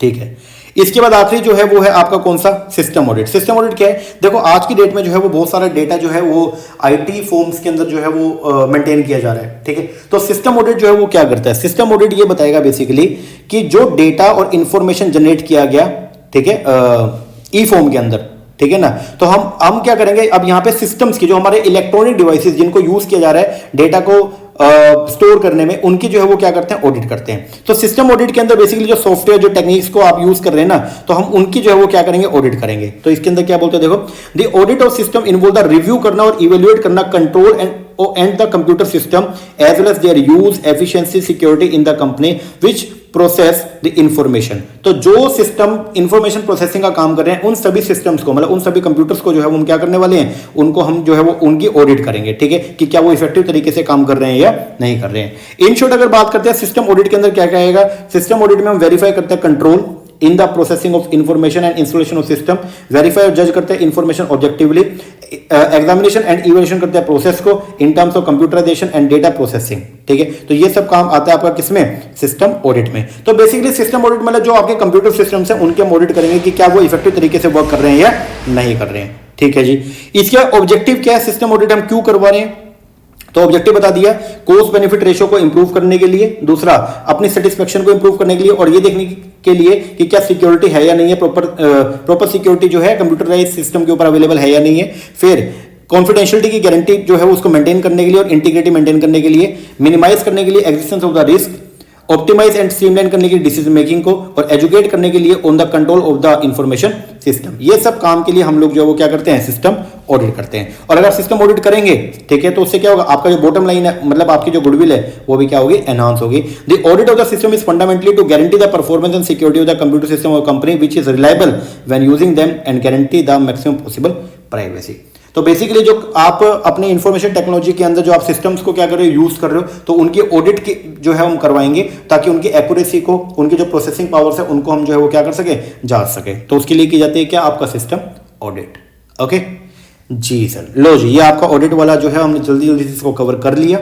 अब आप इसको जल्दी से रिवाइज कर लीजिएगा। ठीक है, पेपर में जाने से पहले 2 से 3 बार रीडिंग जो है वो करके जानी है आपको। ओके, तो जितना हो सकता है ऑडिट में मैंने सारा का सारा A to Z आपको जो है कंप्लीट करवा दिया। अब इसको बढ़िया तरीके से कीजिए। एग्जाम में हो सकता है कि आप तो इसके 2 भी आ जाए और क्या पता 3 भी, और क्या पता एक ही क्वेश्चन है, लेकिन वही बात है कि कंफर्म नहीं है तो करके जाना पड़ेगा। क्या पता एक बार में ही जो है वो 3-4 क्वेश्चन पूछ ले ऑडिट से। ठीक है ना जी सर। चलो ये हो गया ऑडिट अपना कंप्लीट। लेक्चर कैसा लगा कमेंट करके जरूर बताइएगा। अच्छा लगा अच्छा कमेंट कीजिएगा, कोई कमी लगी है तो वो भी बताइएगा। और साथ में अगले साल मतलब जून 2023 के लिए जो है ऑनलाइन बैच हमने स्टार्ट कर दिया, तो अगर कोई भी बच्चा उसमें एनरोल होना चाहता है तो मोस्ट वेलकम। वीडियोस जो है आपको हमारी मोबाइल ऐप के ऊपर जो है वो देखने को मिलेंगी, ठीक है। तो उन वीडियोस को देख करके आप अंदाजा लगा सकते हो कि हम तैयारी कैसे करवाते हैं। प्रॉपर सीक्वेंस के अंदर सब कुछ देखने को मिलेगा। यूट्यूब के ऊपर डेमो लेक्चर्स भी हैं, तो वहाँ पे आप जाके जो है वो जज कर सकते हैं। ओके जी सर। चलो ये करो अभी ऑडिट, और अब अगली क्लास के अंदर हम लोग जो है वो करेंगे हमारे मैनेजमेंट की रिविजन वीडियो को। ओके जी सर, चलो ये कीजिए, मिलते हैं नेक्स्ट लेक्चर में, तब तक के लिए थैंक यू वेरी मच।